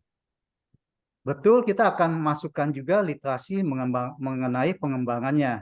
Nah, mengenai mengembangkan itu, sebetulnya alternatifnya banyak sekali. Satu, yang paling sangat mendasar bukannya mengembangkan, tapi menghemat.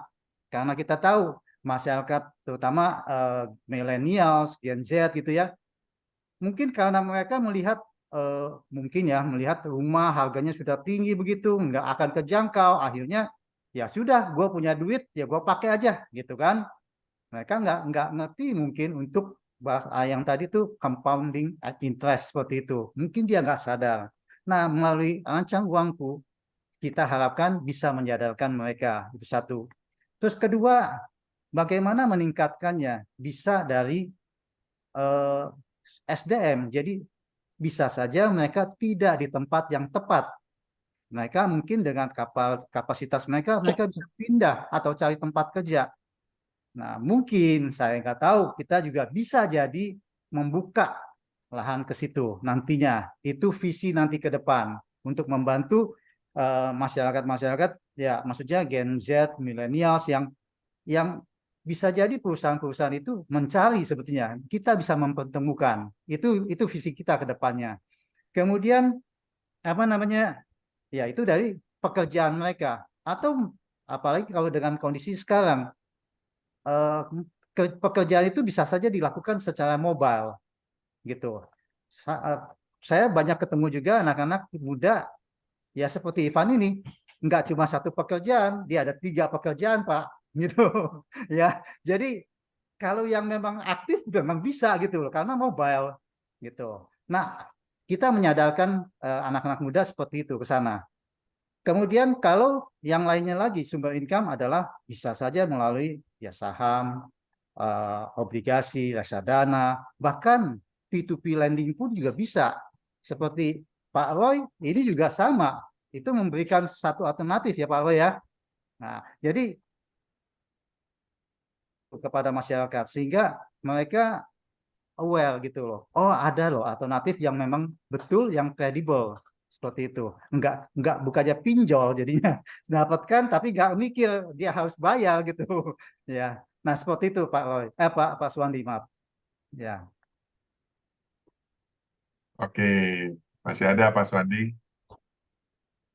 Oke, thank you banget atas jawabannya ya Pak ya. Mungkin ya saya yang tanggapan saya sih rasanya sih itu oke, kita step by step kita lakukan dari hal yang mendasar dulu. Memang yang dibutuhkan oleh masyarakat ini sebenarnya yang mendasar dulu, tidak perlu yang sampai canggih-canggih. Karena yang dasar aja belum kuat, gimana mau yang canggih? Ya benar, setuju banget sih dengan itu. Nah, itu saya juga menarik sekali yang mengenai yang judi online. Kembali lagi sih, menurut pemahaman saya kalau yang namanya judi online eh, itu didasari sama dimulai pertama ajakan, ajakannya itu dari teman ataupun dari medsos atau ya mungkin oh ada influencer yang mengajak sehingga dia tertarik dan kedua ada dorongannya kebutuhan ya ya pertanyaan kalau bicara kebutuhan itu ada seperti ini contohnya Pak. Ketika masyarakat Indonesia dalam kondisi keuangan yang tidak baik itu di saat itulah dia membutuhkan sesuatu yang bisa instan dengan instan. Nah, pas juga momentum saat-saat ini banyak penawaran sehingga banyak sekali yang terjebak di sana. Namun kalau misalnya saya bisa kasih tanggapan adalah judi online itu pada akhirnya itu akan menjadi suatu habit. Nah, habit inilah yang harus diputus. Nah, kembali lagi rancang uang ini sebenarnya mirip boleh dibilang bagaimana kita bisa membiasakan para user untuk menjadikan habit untuk memasukkan secara rutin berapa income dia, berapa expense yang mereka lakukan setiap harinya, dan pada akhirnya bagian-bagian itu yang akan menjadi porsi-porsi. Porsi ini, oh saya spend ini, spend A, spend B, spend C, spend D. Nah, kalau misalnya mengenai kebiasaannya ini yang tidak bisa dihilangkan, contohnya adalah yang merokok, ya itu kan adalah suatu habit yang sulit dihilangkan. Bukan menentang, tapi sulit dihilangkan. Nah, kenapa tidak kita buatkan satu porsi tersendiri ya buat mereka? Ya contoh kalau misalnya kalau memang online, ya kalau memang mereka tidak bisa menghilangkan, ya kita buatkan aja porsi tersendiri buat mereka. Bukan saya mendukung ya Pak, tapi kita mencoba memposisikan diri, memposisikan rancang uang itu ke dalam bagian kehidupan mereka sehari-hari kan. Gitu. Nah pelan-pelan baru kita arahkan, oke bahwa porsinya ini harus dijaga. Kalau misalnya tidak bisa dijaga, ya otomatis semua akan terganggu. Mungkin seperti itu sih komentar saya. Thank you. Oke, thank you. Thank you, Ini Pak Suwandi. banyak Oke, Pak Sardi. banyak inputnya ya. Nah, ini di ronde 3 ini ada pertanyaan dari Pak Erik sama Pak Fajar. Nah, mungkin karena Pak Fajar sudah open kamera, wah, ini kita suruh ngomong dulu nih. Silakan Pak Fajar.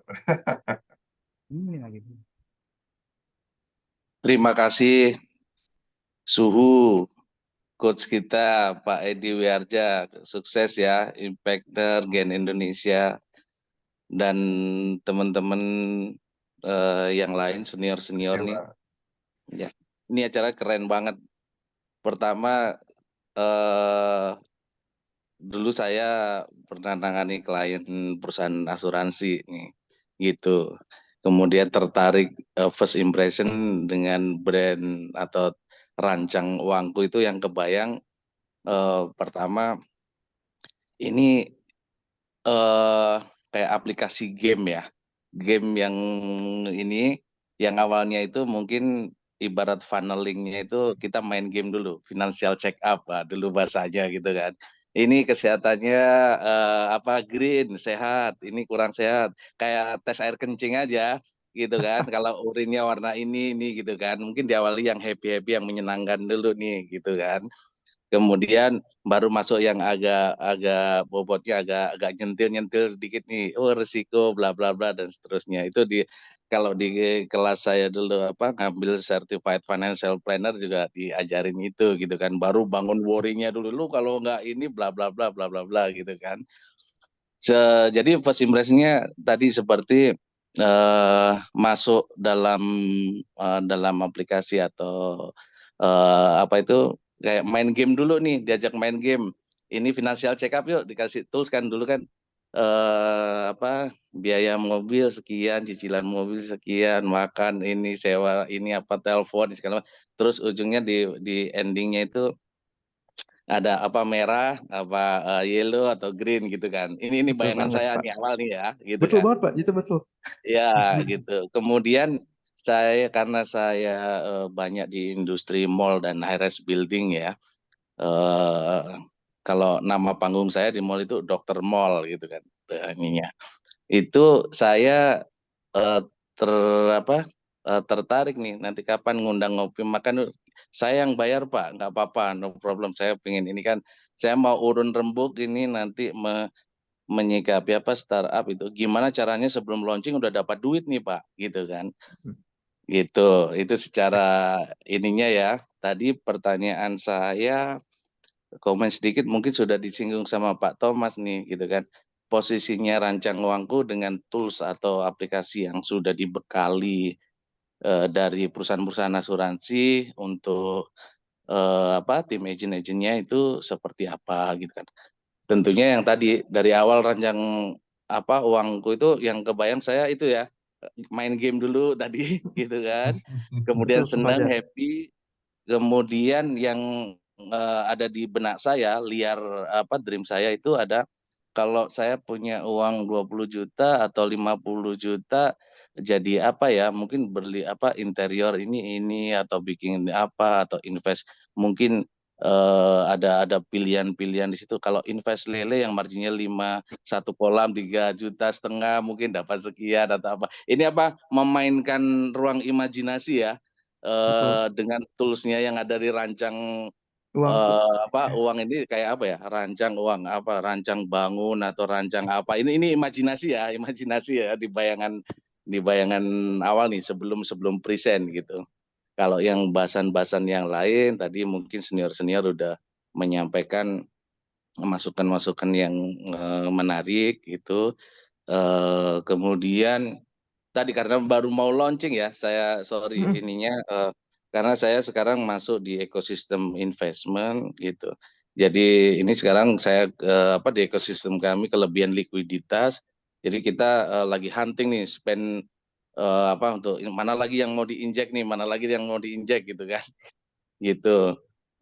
Jadi makanya saya tanya sekarang mungkin lebih spesifiknya izin tanpa mengurangi rasa hormat kami gitu kan. Saya nggak tahu apakah disebutkan di sini atau pas dinner nanti dengan Pak Edi Wiarja juga boleh nih ini kan. Berapa sih Kalau dana Mas asing yang dibutuhkan saat ini gitu kan? Gitu kan. Gitu. Atau nanti ini yang evaluasinya berapa? Karena saya mungkin dengan Pak Edi ada di komunitas diskusi roadmap IPO, jadi perusahaan-perusahaan calon emiten yang mau roadmap IPO itu jalan menuju untuk pendanaan itu banyak sekali sebelum IPO. Maka tadi saya itu karena dulu di industri ini kebetulan banyak diskusi dan menelurkan beberapa juga penyempurnaan update terus dari tools yang digunakan untuk agent-agent itu sehingga memudahkan conversation dengan calon nasabah atau pemegang polis ya, baik itu yang kolektif corporate maupun yang single gitu. Tapi anyway, ini keren banget Pak Edi, terus maju terus dan terus maju gitu kan. thank you Pak. Mudah-mudahan Impactner ini impactful gitu kan. Mantap. gaspol, remblong, copot spion, gitu kan. Ya, sama tadi ya, kalau match schedule mungkin ikan sepat, ikan gabus lebih cepat, lebih bagus. Nanti kita bisa ini kan. Sekian mungkin Mantap. Pak, izin ya, Oke. biar nggak ini kan. Sama ini mungkin saya nanti mungkin izin ke Pak Roy, kalau nggak salah saya tertarik dengan aplikasi koperasi digitalnya. Pak jualan aplikasinya atau gimana Pak? Karena saya ada keperluan untuk beberapa community untuk ngembangin koperasi digital ini ya. Siap Pak Makasih. Fajar. Oke, Thank you. Nanti kita boleh saya? Ya, silakan, silakan. thank you Pak Fajar. Thank you juga Pak Thank you, Pak Fajar. Fajar. Boleh saya mungkin sedikit ilustrasi. Mungkin Pak Fajar ada kaitannya sama bangunan-bangunan. Kebetulan saya juga arsitek sebetulnya, ya. Jadi ibaratnya gini, aplikasi ini ibaratnya karena saya lihat aplikasi-aplikasi perencanaan keuangan yang ada di Indonesia, mungkin perbaiki kalau saya salah ya. Itu ada yang namanya perencanaan pendidikan anak, toh, perencanaan pensiun, toh, perencanaan apa lagi gitu ya, satu. Kalau saya bayangin seperti kalau sebuah rumah tinggal itu interiornya satu kamar ruang utama, dapur gitu ya. Tapi yang kita lihat hanya satu ruang tidur utama, satu dapur, satu apalagi gitu ya. Nah, rancang uangku mau menggabungkan ibaratnya seperti dengan yang sekarang itu kalau kita present suatu interior rumah tinggal itu dia mungkin pakai kacamata Oculus itu ya, lihat sambil berjalan sampai ke seluruh ruangannya, sampai ke belakangnya kelihatan. Jadi kelihatan semuanya secara keseluruhan dari awal sekarang sampai nantinya. Bagaimana ketika dia merencanakan untuk pendidikan anak, bagaimana kalau dia merencanakan mau merit, mau beli rumah lagi yang kedua, mau rumah yang ketiga, bagaimana nanti pada saat dia pensiun, semua kelihatan di dalam satu perencanaan rancang uangku.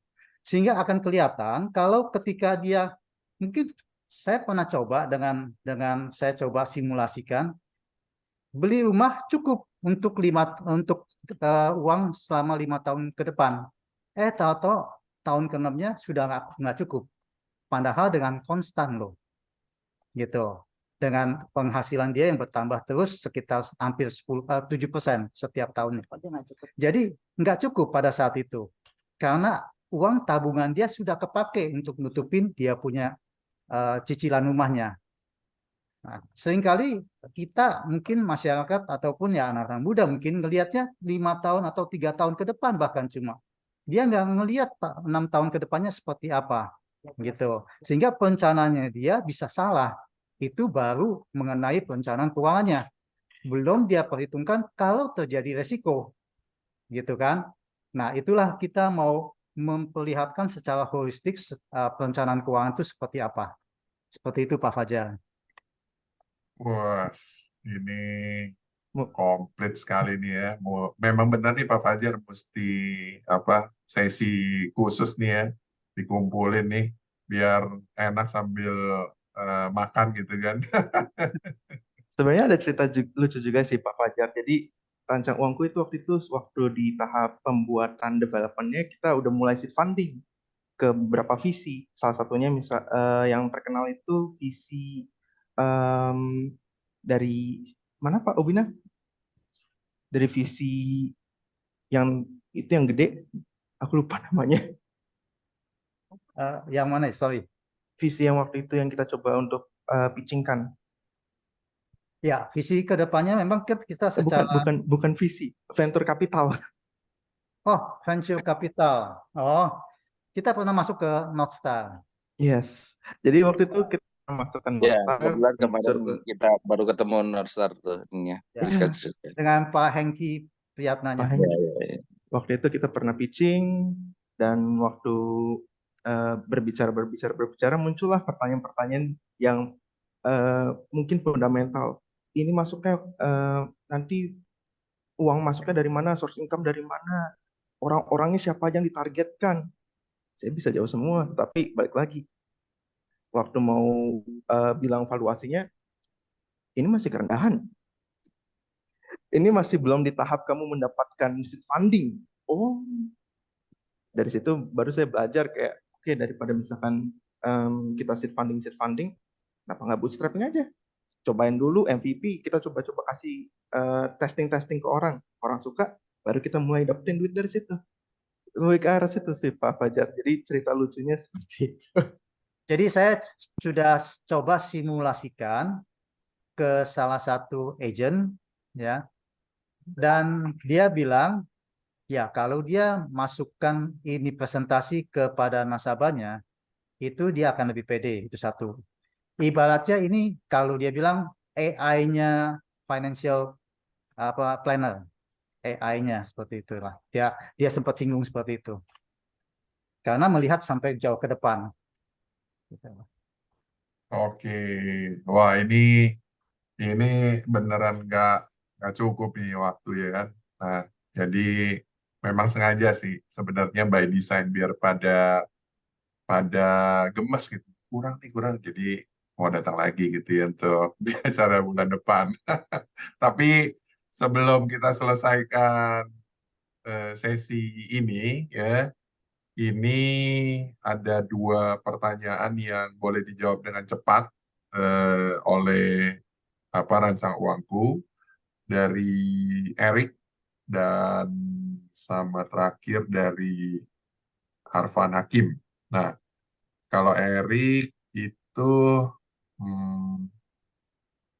pertanyaannya apakah dari rancang uangku bisa berikan penyuluhan kepada para employee perusahaan ataupun member komunitas, itu satu. Kedua, apakah dimungkinkan untuk pendanaan usaha non-asuransi? Wah, itu silakan baru dijawab. Cepat, Oke, singkat, padat. cepat singkat padat ya. Oke, untuk yang pertanyaan Pak Erik itu tadi, sementara ini kita masih di masa development, jadinya sementara kita masih tidak bisa penyuluhan kepada employee perusahaan, tapi ke depannya jika sudah dilaunchingkan mungkin bisa kontak-kontak Pak Erik. Seperti itu. Pasti. Bukan hanya employee sebetulnya, tapi kita juga rencananya masuk ke kampus-kampus untuk memberikan basicnya. Ya, Itu. mungkin juga ke ke keagamaan. Biasanya kan ada penyuluhan pernikahan. Nah, itu juga kita akan masuk ke sana. Nah, mengenai funding ya. Kalau funding balik lagi sih kita itu masih ke arah bootstrapping, jadinya tidak, tanda kutipnya kemungkinan ke depannya bakal membutuhkan dana. Berarti kita masuk bicara ke series A, B, C, D, E yang selanjutnya. Tapi itu ketika kita sudah mendapatkan market yang udah solid lah. Karena balik lagi untuk masalah funding kita akan lebih mengarahkan ke development aplikasi dan juga ke arah marketing, funding marketing. Itu kita arahnya ke situ. Sementara karena masih bootstrapping, kita masih di tahap mau mencoba-coba dulu, makanya mungkin belum ke arah situ. Gitu. Oke, sip. Mantap. Mudah-mudahan bisa menjawab pertanyaan-pertanyaan dari teman-teman semua. Ini acara sesi terakhir pertanyaan sudah selesai. Kita lewat 20 menit. Nah, untuk menutup, saya mau memberikan kesempatan kepada para community representatif dulu untuk memberikan closing remark tentang acara hari ini. Jadi masing-masing community representatif 1-2 menit untuk memberikan closing remark tentang acara Sarapandel ini, dan semoga ini bisa menjadi pembelajaran kita sama-sama, dan closing remark ini jadi sesuatu yang bisa kita sebarkan untuk mereka agar mereka mau bisa ikut jadi presenter di acara Sarapandel ini. Nah, mulai dari Pak Roy, silakan Pak Roy 1-2 menit closing remark tentang Sarapandel ini, gimana menurut Pak Roy, dan ajakan untuk teman-teman bisa ikut join di Sarapandel, even jadi presenter, community representatif, ataupun menjadi para audiens. Silakan. Oke, thank you sekali Pak Edi. Saya coba, kita lihat di Turki itu kena gempa bumi, ada seorang anak kecil perempuan umur 7 tahun. Dia kena tertimbun reruntuhan bangunan, tapi dalam 7 hari dia masih tetap hidup. Lalu ditanya sama orang-orang, kenapa kok kamu masih bisa tetap hidup? Karena saya masih punya harapan mau bertemu dengan keluarga saya. Indonesia dengan startup Huddle, dengan Impactner, harapannya saya ini akan menjadi batu yang besar ketika jatuh ke lautan, impact-nya akan besar. Indonesia bisa banyak orang yang bisa terliterasi, tertolong, karena ketika pikirannya berubah, rezekinya juga akan berubah. Tapi ini tidak bisa dilakukan sendiri tentunya, harus dilakukan secara bersama-sama. Dan ketika penonton berteriak, kamu tidak bisa main bola. Padahal kalau dia main bola pun, penonton pun belum tentu bisa. Tetap semangat, teman-teman, siapapun itu, walaupun sulit tetap berjuang. Bersama Impactner dan Startup Huddle kalian pasti bisa. Oke, thank you. Thank you, Pak Roy. Nah, sekarang Pak Thomas, silakan Pak Thomas. Oke, selamat malam. Menurut pandangan saya, mungkin cakupan yang mau dicapai itu sangat luas ya. Nah, kalau sangat luas berarti perlu edukasi yang jauh lebih kompleks dan sebagainya. Sementara sebuah startup ini kan ibaratnya kayak korek api nih. Begitu nyalakan, dia harus bisa ciptakan keterlanjutan ya. Nah, kalau kelamaan apinya akan mati, ya kan? Nah, jadi mungkin dari para founders, Pak Ivan, ya, Pak Ubina harus pikirkan adalah bagaimana secepatnya ini bisa mempunyai alasan yang kuat. Kenapa seorang investor perlu masukkan uang? Nah, harus carikan adalah di mana aplikasi ini bisa menghasilkan uang, monetarisasi dari, sehingga investor itu bukan model zaman beberapa tahun yang lalu, asal cemplungan uang. Sekarang adalah mereka akan lihat ini berguna nggak buat masyarakat dan ini bisa hasilkan uang nggak. Mungkin ini juga bisa menjaga supaya jangan sampai founders kehilangan nafas, kehabisan nafas dalam perjalanan itu. Itu pandangan saya. Thank you. Oke, terima kasih Pak Thomas. Nah, Pak Swandi, silakan. Oke, thank you Pak Edi. Oke, mungkin dari saya adalah Impactner ini luar biasa banget bahwa visi misinya untuk membantu para startupers, ya, para founders yang tentu saja bisa muncul dari mana aja, dari masyarakat Indonesia secara khususnya, bahwa masyarakat kita itu sangat-sangat banyak sekali, di atas 250 juta orang. Nah, dari 250 juta orang itu tentu saja akan ada orang-orang yang luar biasa, yang memiliki ide-ide yang luar biasa untuk menyelesaikan masalah yang terjadi ada di Indonesia. Nah, tentu saja kita butuh para founder-founder seperti itu yang dituangkan dalam startup.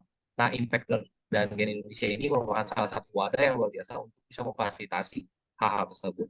Namun, tentu saja, ya bagi para founder, para founder yang ada di startup ini, tentu saja jangan sampai kehilangan arah, balik lagi kepada misi mula-mula, bahwa tujuannya kita membangun startup itu adalah di dasarnya untuk menyelesaikan suatu masalah yang ada, untuk bisa berkembang menjadi luar biasa seperti yang dikatakan oleh Jack Ma. Perusahaan bisa sangat cepat luar biasa berkembang itu kalau ada solusi yang bisa menjawab suatu problem yang terjadi di dalam society. Nah, mungkin itulah yang mungkin boleh dipegang oleh para founder. Nah, mengenai funding, ya tentu saja perusahaan tidak akan jalan kalau tidak ada funding. Namun kembali lagi, saya percaya kalau dengan adanya kegigihan, persistensi, dan alasan yang kuat sekali, dan hope untuk bisa memberikan suatu solusi yang luar biasa untuk masyarakat Indonesia, pastinya akan ada visi-visi lainnya yang bisa support para founder. Nah, itu. Thank you. Sukses buat teman-teman. Oke, terima kasih Pak Swandi dan semua komite representatif. Nah, untuk final, terakhir di ujung banget nih, saya mau berikan kesempatan kepada rancang uangku, baik founder ataupun co-founder, untuk sebenarnya apa yang kalian butuhkan, bantuan apa yang kalian butuhkan, yang bisa diceritakan di malam hari ini, sehingga teman-teman semua di sini, iCommunity, community representatif, ya teman-teman juga di sini yang jadi audiens itu bisa tahu dan langsung bisa membantu gitu, apapun itu, mau support apa segala macam, boleh disampaikan, silakan. Mau kombinasi apa? Oke. Jadi terima kasih dulu untuk semuanya, bapak-bapak dan ibu-ibu yang sudah masuk ke dalam ruang Zoom ini. Kata-kata terakhir dari rancang uangku adalah mungkin kita sebenarnya tidak membutuhkan uang atau segala hal yang seperti itu. Yang kita butuhkan pada utamanya adalah saran. Jadi gimana cara memperbagus aplikasi kita, gimana cara mentujukan aplikasi kita kepada customer yang tepat, seperti yang saran-saran yang tadi Bapak Ibu sudah berikan. Itu justru saya berterima kasih banyak dulu untuk itu. Itu sebenarnya tujuan utama kita masuk ke sini. Supaya kita tahu celah-celah dari mana rancang uangku, supaya kita tahu celah-celah mana yang mungkin bisa kita benarkan, dan ke depannya supaya rancang uangku bisa menjadi aplikasi yang lebih bagus dan membantu masyarakat Indonesia dalam merancang keuangan mereka. Itu saja dari aku. Thank you. Ya, tentunya pada saat kita sudah launching dan kedepannya bisa jadi dan memang soal dana fund itu pastinya akan menjadi satu yang memang akan dibutuhkan. Tetapi kita lihat yang paling awal dulu lah. Kita selesaikan dan yang penting adalah aplikasi ini, platform ini benar-benar bisa berguna untuk masyarakat. Itu dulu. Dan kita sangat-sangat membutuhkan bimbingan dari para suhu-suhu yang sudah berpengalaman ini. Ya, oke, thank you Pak Edi, Pak Roy, Pak Thomas, Pak Suwandi. Oke, terima kasih semua teman-teman. Sekali lagi tadi lagi jalan-jalan sudah ada yang foto-foto. Nah, tapi mungkin itu candid. Kalau sekarang siap nih difoto ya. Jadi untuk komunitas representatif sama para founder, kemudian nah ini tuan rumah jagoan kita harus dimasukkan juga ya. Sama Bro Juanda ya kan. Iya dong. Ini kalau siapa lagi yang berani open kamera ya kan kita ajak foto langsung. Oke. Bisa langsung kita foto 1, 2, 3. Nah, sudah mantap. Oke, itu saja dan sekali lagi terima kasih kolaborasi antara semua ya member pro dari iCommunity. Kalau teman-teman yang belum tahu di iCommunity itu ada member pro, ada member basic, ada member guest. Nah, jadi kalau mau gabung di iCommunity, monggo silakan bisa colek-colek kita, nanti kita kasih tahu. Oke, waktu sudah selesai, recording saya stop.